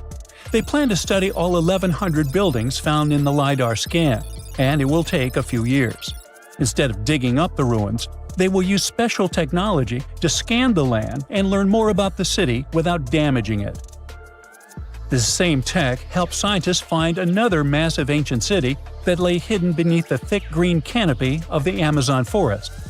A whole network of houses, plazas, roads, and canals was hiding in the shadow of a mighty volcano. For centuries, many scientists assumed that ancient Amazonian people lived in tiny huts, clearing patches of land to survive. But this city, built 2,500 years ago and inhabited for 1,000 years, proves the opposite. Now, scientists think tens of thousands or even hundreds of thousands of people lived in complex urban societies. Scanning the area found 6,000 rectangular platforms, each measuring around 66 by 33 feet, and standing 6 to 9 feet high. These structures were arranged in clusters around central plazas, with straight roads with perfect right angles and paths connecting them. One of the roads was 16 miles long.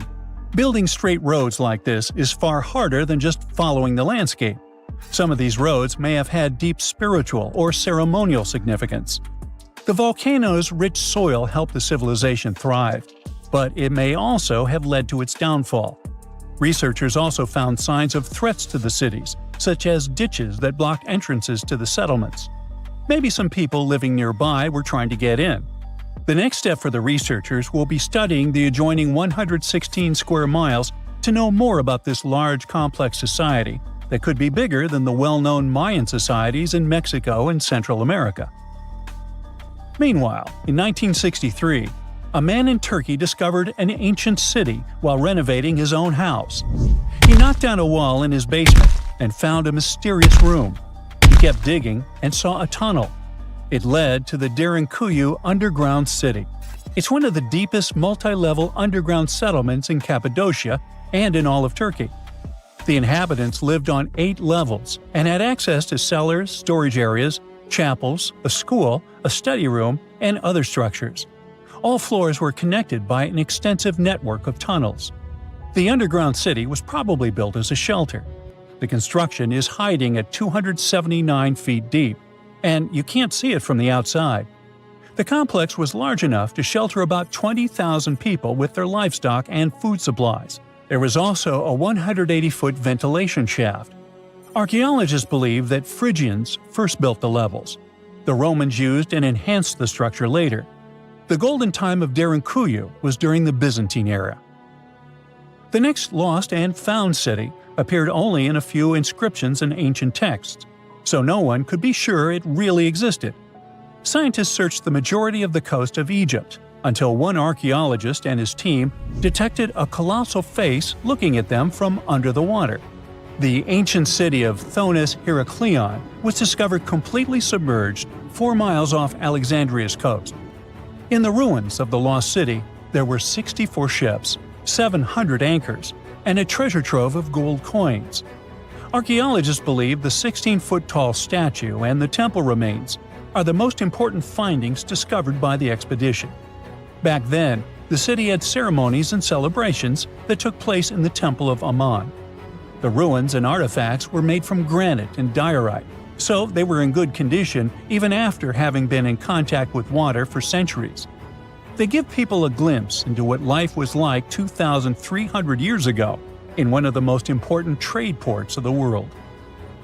The city had a network of canals, sort of like an ancient Egyptian Venice. The canals linked many separate harbors and anchorages. Towers, temples, houses, and other structures were also linked by bridges. Thonis Heraklion was the country's main port for international trade and the collection of taxes. No one really knows how the city ended up submerged, but archaeologists connect it with natural causes. At the end of the 2nd century BCE, most probably after a flood, it got covered with water. Then Alexandria, the city founded by Alexander the Great, became more glorious than Heraklion. Before Alexandria's fame, Heraklion was the main port of entry to Egypt. So after the tragedy, many ships heading for Heraklion had to change their route and go to Alexandria. Heraklion lost its glory until its discovery in 2000. Waves are crashing higher than ever before, about to swallow one of the world's most mysterious islands. By 2080, rising seas could crash all the way up to Ahu Tongariki. It's the famous ceremonial platform on Rapa Nui, aka Easter Island. Unfortunately, that's not just a guess. Researchers at the University of Hawaii at Manoa have already run the numbers and shared their findings in the Journal of Cultural Heritage. Their study shows that up to 51 other cultural landmarks, including the iconic Moai statues, could face flooding. But before we get to all that drama, let's learn more about Rapa Nui itself. This is the original name of Easter Island. People from Polynesia settled there way back, around 300 CE. Once they made themselves comfortable, they started creating their own wild and creative culture. Between the 10th and 16th centuries, they built massive ceremonial platforms called ahu and huge statues called moai, made to honor ancestors. Those giant figures still stand today, giving the island a mysterious vibe. Rapa Nui National Park protects all this. It's a Chilean wildlife area, the heart of Rapa Nui culture. The architecture and sculptures here are totally unique, even compared to other Polynesian islands. Easter Island is super remote, literally the farthest inhabited island in the world, sitting 2,300 miles from mainland Chile. The island covers 64 square miles, and the World Heritage Site takes up about 27 square miles, including 4 tiny nearby islets. Rapa Nui National Park is full of archaeological treasures. Experts estimate there are about 900 moai, more than 300 ahu, and thousands of other structures for farming, funerals, houses, and daily life. The moai are incredible. Some stand 6.5 feet tall. Others reach almost 66 feet. Most were carved from yellow-brown lava using simple basalt tools called toki. Some moai were still being carved. Some were being moved to their final ahu, and some were torn down and re-erected. The quarries like Rongo-Rongo show us today how the carvings were made. The ahu come in all shapes and sizes. The biggest is Ahu Tonga Riki, with 15 moai lined up on top of it. Most ahu have a raised platform of carefully worked stones, a ramp, often paved with smooth beach pebbles, and a flat area in front. Rock art is everywhere. You can find pictographs and petroglyphs in all kinds of styles. Caves hide even more carvings. Even villages, farms, and other structures are super interesting. By the 16th century, according to studies, the Rapa Nui society faced a big crisis. Natural resources ran low. The culture started to change. Many of the megalithic monuments were ruined. The ancestor cult was replaced by the man-bird cult. It was centered in Orongo by the Ranokau volcano. There are 54 semi-underground stone houses there, all shaped like ellipses and decorated with carvings about birds and fertility. This cult lasted until the mid-19th century. It's probably no wonder that colonization brought huge changes. Livestock, forced relocation, and diseases cut the native population to barely over 100 people. Today, the island is home to descendants of the original Rapa Nui people as well as immigrants. They try to keep the culture and still live in the modern world. Sadly, all that heritage might be lost soon, for good. And if nothing is done, rising seas could put Rapa Nui's UNESCO World Heritage status at risk. Scientists say that knowing these risks are just the first step. If we actually realize what's happening, we can figure out how to protect ancient monuments. The team wanted to see just how bad rising seas could get for Rapa Nui. So, they built a digital twin of the island and ran insanely detailed computer models to track waves along the shore. Then they stacked those flood maps on top of data about all the cultural landmarks which they got thanks to local partners. They wanted to see which ones would get hit first. The results were pretty intense. Sea level rise is threatening coastlines everywhere, but the question now is when and how bad. The researchers' timeline shows that waves could crash all the way to Ahu Tonga Riki by 2080. That's the famous platform with the Moai statues, the heart of the island's culture. The data is clear and the clock is ticking. The island's people need to start planning now before the sea starts taking what's theirs. And Easter Island isn't the only potential disaster site suffering from the elements. The old city of Chanchan in Peru is feeling the heat from extreme weather. It used to be the capital of the Chimu Empire and is basically the biggest pre-Columbian city made out of earth in the Americas. The place was super advanced for its time. They had smart city planning, organized society, irrigation systems, and some amazing art. The Incas took over in the 1400s, but the ruins still show how sophisticated the Chimu were. It's now a UNESCO World Heritage Site, and it's really important. And now, El Niño. The warm phase of a natural climate cycle called El Niño Southern Oscillation brings both heavy rains and long droughts to this place. These ups and downs have happened forever, but now they occur more often. Besides, rising groundwater is making the buildings unstable. To fight this, people are controlling the water table, fixing walls, documenting the architecture, training locals, raising awareness, and making disaster plans. Storms and shrinking sea areas are also causing problems for the 19th century whaler settlement on Herschel Island in Canada. It's so bad that buildings had to be moved inland to stay dry and avoid flooding. If erosion keeps going, locals might have to move them even more, and some structures are likely to be abandoned. Permafrost is also breaking down graves, which makes buried caskets topple and break. If we move to the mosque city of Bagharat in Bangladesh, we'll find that water and salty soil are wrecking stone buildings. Salt gets into the rocks and then expands when it gets wet. This causes the stones to crack and crumble faster. And this place is a UNESCO World Heritage Site too. It contains 360 mosques, public buildings, water tanks, mausoleums, bridges, roads, and other public buildings. People once constructed them from baked brick. Another place potentially in danger from rising seas and stronger waves is coastal Great Britain. There, weather conditions are threatening lots of historic castles.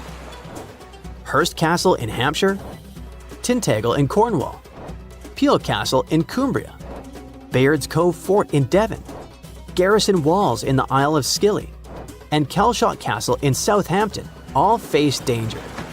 English Heritage says they need to fix walls and build stronger defenses to stop storm damage.